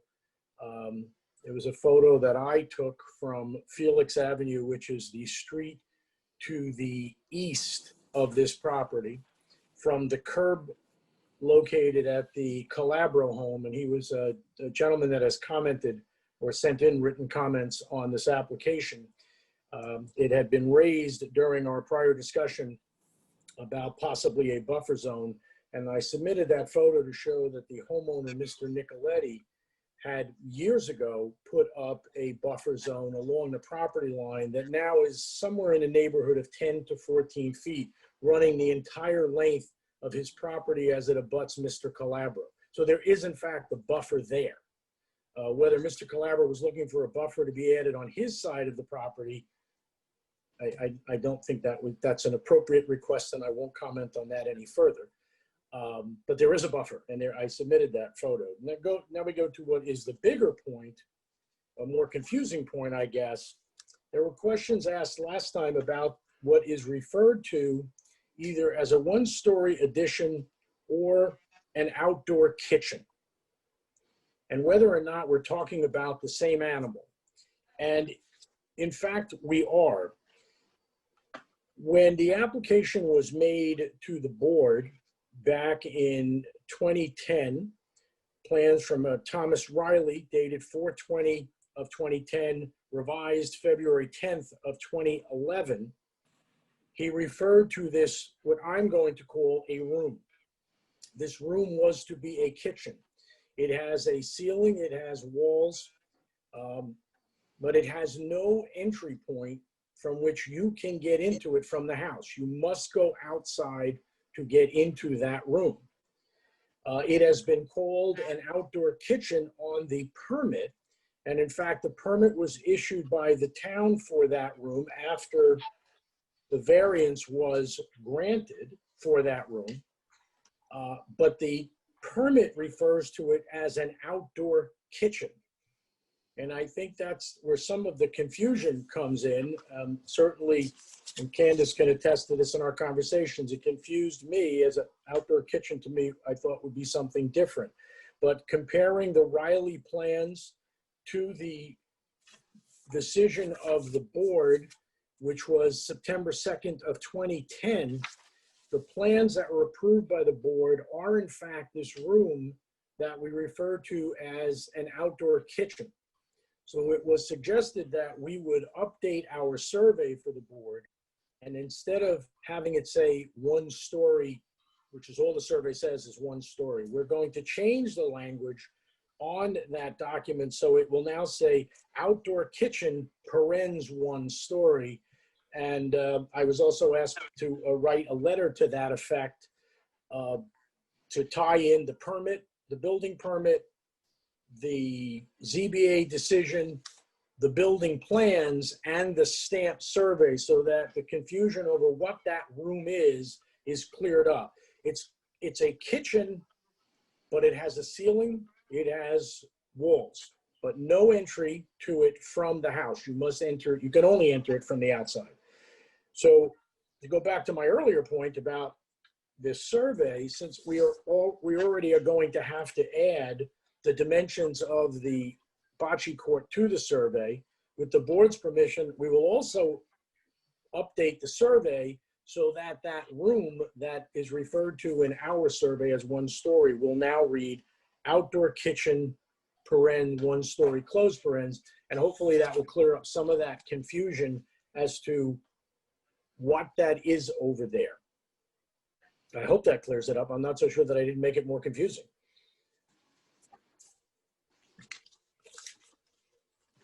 Okay, so I know there was an original application and a revised application. I know you just went over a bunch of items, but maybe you can tell me what exactly has changed between the original and the revised. Well, this application has not changed. Our application here is strictly for the bocce court. Okay. But at the last hearing, there was questions raised as to, did we have a structure that we did not have permission for? And I think it really comes down to the labeling. The building department is referring to it as an outdoor kitchen. And I think the ZBA was referring to it in very different language, but it's the same, my word, not the term of anyone else here. It's the same room, because it is a room. It's not an outdoor kitchen in the sense that it has a roof and it has walls. So the ZBA approved it September 2nd of 2010, where they referred to it as a proposed outdoor kitchen, and it is marked on the plans of, as I said, of Mr. Riley, which were updated February 10th of 2011. And by looking at those plans, that is what they're referring to by an outdoor kitchen. It is a room. And I know there was some question about that, and the pool equipment, which was part of that application. I believe Mr. Calabro had raised that in his comments. So that was, Candace was a great help in getting to the bottom of where this was.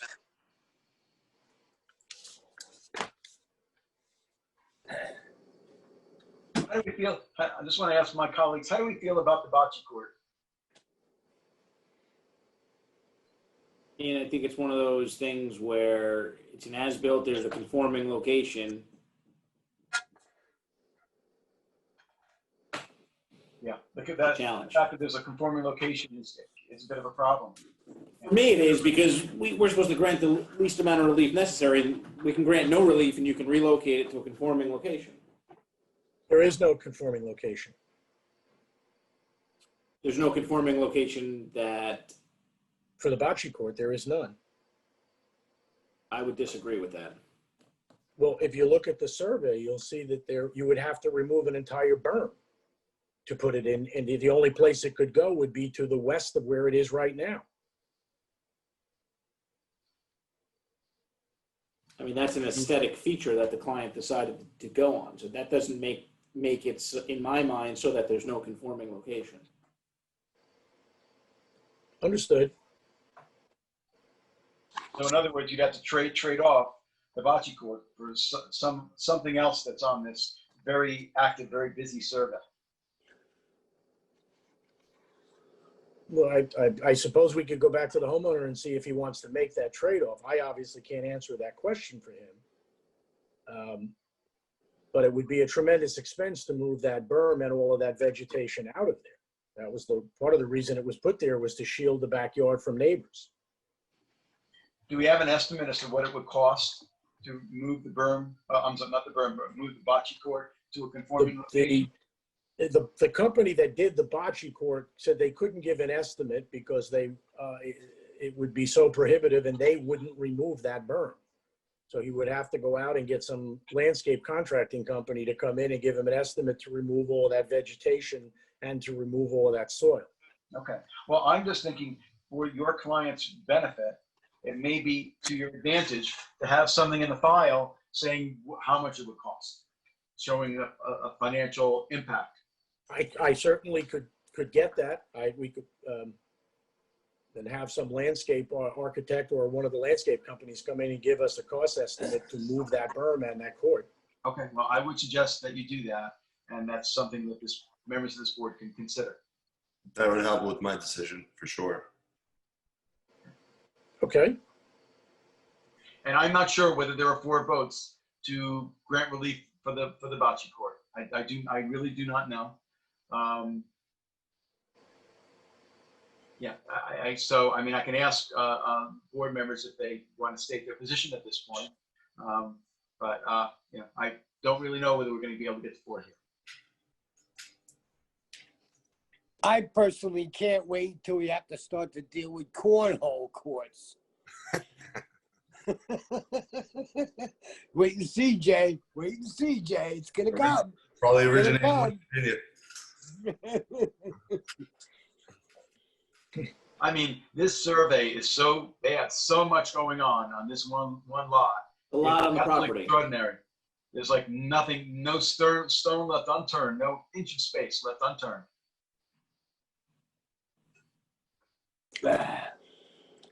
Very busy, very busy.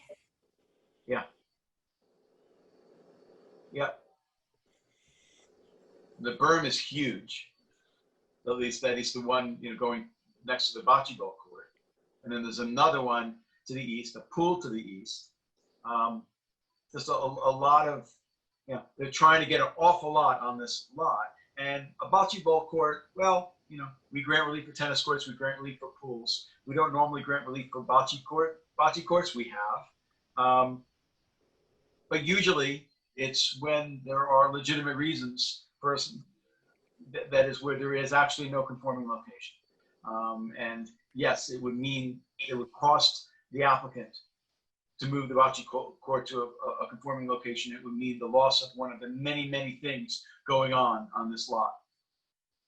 And the other thing I will say is, you know, I don't know, you know, whether the neighbors are, take a look in the file, or whether the neighbors are objecting. But even if the neighbors aren't objecting, When we have a conforming location, I think we have to really consider that.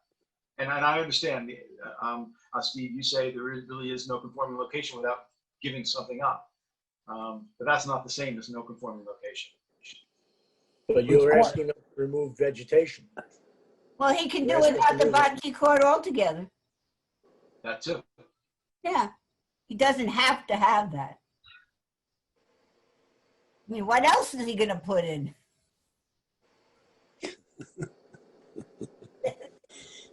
Busy, busy, busy.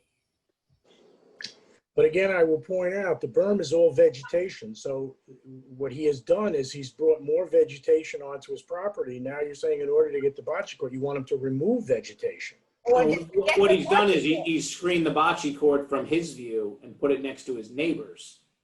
If he would have wanted to screen his neighbors, he would have put the berm and vegetation along the property line, not in front of where he put his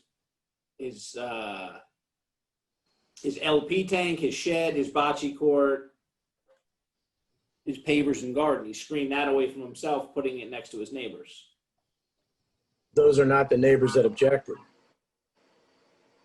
Yeah. Your I'm neighbor that commenting, you said to me, he put up the screening to shield his neighbors. The screening I don't view that as accurate. He screened all around his property. And the neighbor that complained was complaining not about the bocce court. He never mentioned the bocce court. I think he said he had no objection to the bocce court. He had an objection to the pool equipment. But the pool equipment isn't even in front of the board now. That was approved back in 2010. Okay, I mean, look, I think we've talked about it. You've got a sense that you can't get the 4, you can't get the 4. So I think we should move on. Yeah, I'm not in favor of it. I think it's too in your face, and I think it's a very, very bad idea to approve it and set it as a precedent. I'm not in favor of it either.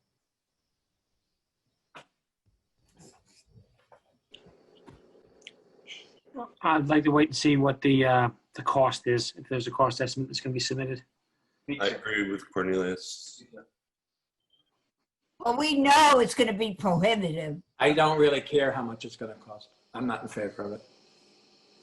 It could cost $3. It wouldn't make a difference to me. Okay. It's not about just about the neighbor who may not have complained about it, but that's going to be there, could be there for life. And then somebody else could buy the house next door and wake up someday and, who the hell approved this bocce court here? And it would be us. So, complaints is only one piece and part of things like this. But it is a bocce court. We're not talking about a roller rink here. If you've played bocce, I think you would understand. You would never know your neighbors playing bocce. I grew up in Queens, and I've seen some pretty raucous bocce games. I was in Smithtown 2 Choose months not to ago. comment. Okay, so the applicant is entitled to leave the application as is, and then we will just make a decision. So I think that's the direction we're going in. That is, we're going to make a decision. I don't know what that decision is going to be. Is that what the applicant would like us to do? Well, I thought I had the opportunity to submit the cost of moving it.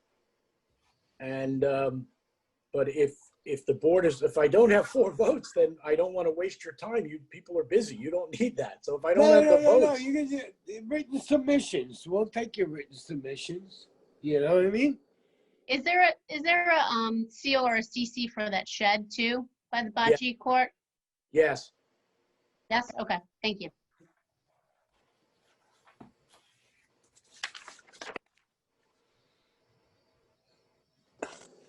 Okay, so, are any other questions from members of the board? Is there anyone from the public who is waiting to be heard on Zoom this evening in connection with the application of Nicoletti? This is for 26 Club Lane in Rensenburg, Speonk. There are none. There are none. Okay, Cornelius, it's yours. Okay, so we'll close the application, leaving open for written submissions until October 19th. Is that enough time for you on that Yes. written stuff? Yeah, that's fine. Okay. With a decision on November 5th. Great. All right. Thank you very much, everyone. I appreciate your time. Second. Okay. Mr. Kelly. Aye. Mr. Tuttle. Aye. Mr. Hahn. Aye. Ms. Burgess. Aye. Let me see. Mr. Daly. Aye. Mr. DeSessa. Aye. Chair votes aye. I think we're on to decisions unless we have any. Item 10, I have an amended decision. You want to go there first, Adam? Item 10, you have an amended decision for OPH Building Corp., 30 Linden Lane in Noyak, Suffolk County Tax Map 900-17-2-77. And this is to correct a survey date. It's all yours. Okay. Do you want to read the amended decision? I don't have it. Okay. You don't have it. You have it, Adam. I don't have I have it. You have it. Okay. I have it. Yes, You I want do. to read it? You want to read it? I guess so. I'll read it. Okay. All right. So amended decision for OPH Building Corp., Suffolk County Tax Map number 900-17-277. By decision number D020084 dated September 3rd, 2020, this board granted variances for a two-story dwelling and proposed detached garage for property located at 30 Linda Lane in Noyak, tax map number 900-17-277. This decision, however, did not reference the most recent survey. Therefore, ZBA decision number 020084 dated September 3rd, 2020 is hereby amended to refer to the survey prepared by John Minto Land Surveying dated March 26, 2020, last revised July 31st, 2020, received by this board August 13th, 2020. All other provisions of decision number D020084 remain in full force and effect. Second. Let me see. Mr. Tuthill. Aye. Mr. Daly. Aye. Mr. Hahn. Aye. Ms. Burgess. Aye. Mr. Kelly. Aye. Mr. DeSessa. Aye. Chair votes aye. And now we're on for decisions. And I believe somebody has Gleich. I won't be reading that one. I have the decision of Gleich, Mr. Chairman, if I'll read that. Sure. Termination for Christoph Gleich, Suffolk County Tax Map 900-259-1-24.2. The application is for property located at 10 Corwin Lane in Hampton Bays. Applicant seeks a variance to allow the partial conversion of 382 square feet of attic into habitable space. This application passes the standards set forth in New York State Town Law and Town Code. Therefore, this board grants relief from Town Code Section 33011 to permit a partial conversion of an attic into habitable space, a recreational room, within an existing dwelling, which will result in a partial third story where a maximum of 2 stories is permitted as shown on the survey prepared by Gary Benz, land surveyor, dated May 11th, 2017, updated May 28th, 2019, and the plan is prepared by Robert Nigel Williamson, architect, last revised June 28th, 2020. The granting of this relief is conditioned upon this space not being used for cooking or sleeping, and there being no further expansions or conversions of the attic space. This decision is further subject to such other conditions and permits as applicant has already acquired or may otherwise have to acquire for final approval of the subject premises, including the installation of an automatic residential sprinkler system. Second. Mr. DeSessa. Aye. Mr. Tuthill. Aye. Mr. Hahn. Aye. Mr. Kelly. No. Mr. Daly. Aye. Ms. Burgess. No. Chair votes no. Okay, 4-3, just made it. All right, I have a decision on the application of Charlotte Rutherford and Brandon Rutherford.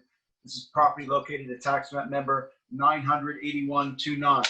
This application is for property located at 1224 Head of the Pond Road, Watermill. Applicants seek variances for a proposed 2-story dwelling and tennis court. This application passes the standards set forth in New York State Town Law and the Town Code. Therefore, this board grants relief to the applicant for the following provisions of the Town Code. For a proposed 2-story dwelling, relief from Town Code 33011, Residential Districts Table of Dimensional Regulations for a principal front yard setback of 39.9 feet where 80 feet is required.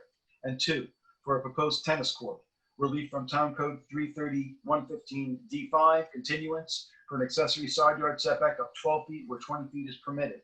relief from Town Code 33011, Residential Districts Table of Dimensional Regulations for an accessory distance from street setback front yard of 60.9 feet where 90 feet is required.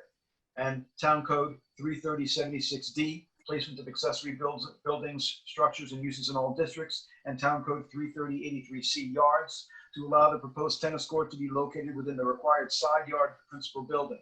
These variances are granted for structures as shown on the survey prepared by Meets and Bounds Surveying, dated December 6, 2018, last revised August 13, 2020, and the plans prepared by Michael Macrina, architect, last revised March 21st, 2020.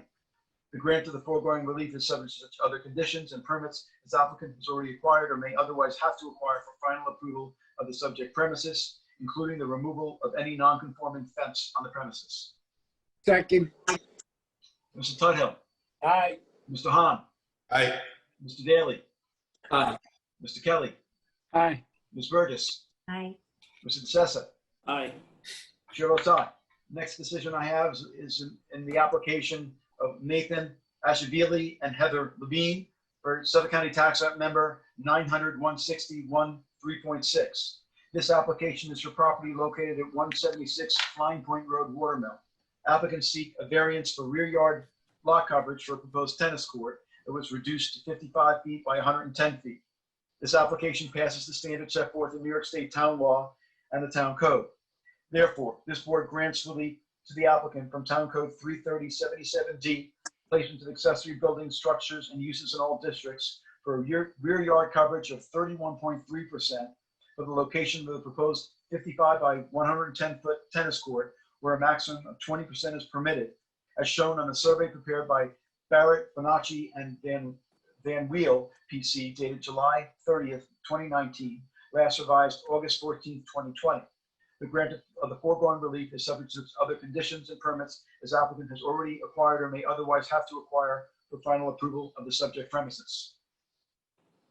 Second. Mr. DeSessa. Aye. Mr. Daly. Aye. Ms. Burgess. Aye. Mr. Hahn. Aye. Mr. Kelly. Aye. Mr. Tudhill. Aye. Chair votes aye. Next, I have a decision in the matter of the application of Robert D. and Susan L. Shin for property for tax map number 900-232-17.1. This application is for property located at 392 Old Canoe Place Road, Shinnecock Hills. Applicants seek variances for additions to an existing dwelling. This application passes the standards set forth in New York State Town Law and the Town Code. Therefore, this board grants relief from the following provisions of the Town Code. 1, for a proposed two-story addition to the east side of the existing dwelling. Town Code 33011, Residential Districts Table of Dimensional Regulations for a principal front yard setback of 58.6 feet where 60 feet is required, and a principal rear yard setback of 62.9 feet where 70 feet is required. And 2, for a proposed one-story addition to the west side of the existing dwelling. Relief from Town Code 33011 for a principal front yard setback of 52.8 feet where 60 feet is required, and a principal rear yard setback of 54.1 feet where 70 feet is required. These variances are for structures as shown on the survey prepared by Jeffrey W. Haderer, surveyor of Twin Forks Land Surveying, dated October 8th, 2019, last revised June 4th, 2020, and the plans prepared by Jeffrey Flanagan, architect, dated September 1st, 2019, last revised June 8th, 2020. Grant of the foregoing relief is subject to such other conditions and permits as applicant has already acquired and may otherwise have to acquire for final approval of the subject premises. Second. Mr. Tudhill. Aye. Mr. Hahn. Aye. Mr. Kelly. Aye. Mr. Daly. Aye. Ms. Burgess. Aye. Mr. DeSessa. Aye. Chair votes aye. Next, I have a decision in the matter of the application of Gary Blankoff for tax map number 900-376-132. This application is for property located at 137 South Road, West Hampton. Applicant seeks variances for a one-story garage addition to the existing dwelling. At the request of the board, applicant modified the plans for the garage addition to increase the setbacks and reduce the pyramid encroachment. This application passes the standards set forth in New York State Town Law and the Town Code. Therefore, this board grants relief from the following provisions of the Town Code to the applicant for a proposed one-story garage addition to an existing dwelling. Town Code 33011, Residential Districts Table of Dimensional Regulations for a principal front yard setback of 44 feet where 60 feet is required. 2, Town Code 330-115C continuance for a principal minimum side yard setback of 10 feet where 14.4 feet is existing, and for a principal total side yard setback of 24.4 feet where 41.1 feet is existing. 3, relief from Town Code 330-84D, pyramid height, for proposed encroachment in the amount of 11.64 cubic feet for structures as shown on the survey prepared by Michael J. Scalise of Scalise Land Surveying, surveyed July 6, 2018, last revised February 14, 2020, and the plans and pyramid sketch prepared by Thomas D. Floor, architect, dated February 5th, 2020, last revised August 10th, 2020, acquired or may, and all other relief required or may otherwise have to acquire for final approval of the subject premises. Do we have a second? Second. Okay. Mr. DeSessa. Aye. Mr. Kelly. Aye. Mr. Hahn. Aye. Ms. Burgess. Aye. Mr. Tudhill. Aye. Mr. Daly. Aye. Chair votes aye. And the last one I've got tonight, the application of Frederick Van Wyck, tax map number 994-3-2.1. This application is for property located at 101 Big Fresh Pond Road, North Sea. Applicant seeks a variance to permit the total floor area of a proposed accessory apartment to be in excess of the allowable 35% to 39%, and for a determination that the proposed structure is a subordinate or incidental building.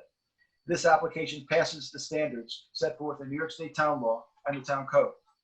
Therefore, this board grants relief from Town Code 330-11.2G1, accessory apartment special standards, to allow the total floor area of the proposed accessory apartment to be in excess of the allowable 35% to 39%, or 993 square feet of habitable living space. This variance is for an accessory apartment as shown on the survey prepared by Robert A. Smith of Squires, Holden, Weisenbacher, and Smith, surveyed May 9, 2013, last revised December 20th, 2019, and received by this board on August 3rd, 2020. And the plans prepared by Edward P. Armas, dated March 24th, 2020. The granting of this variance is conditioned upon the elimination of the pre-existing apartment referred to in the prior variance/certificates within the dwelling prior to the issuance of the certificate of occupancy/compliance for the new proposed accessory apartment. This decision is subject to such other conditions and permits as applicant has already acquired or may otherwise have to acquire for final approval of the subject premises, including but not limited to an accessory apartment application form. Second. Mr. Tudhill.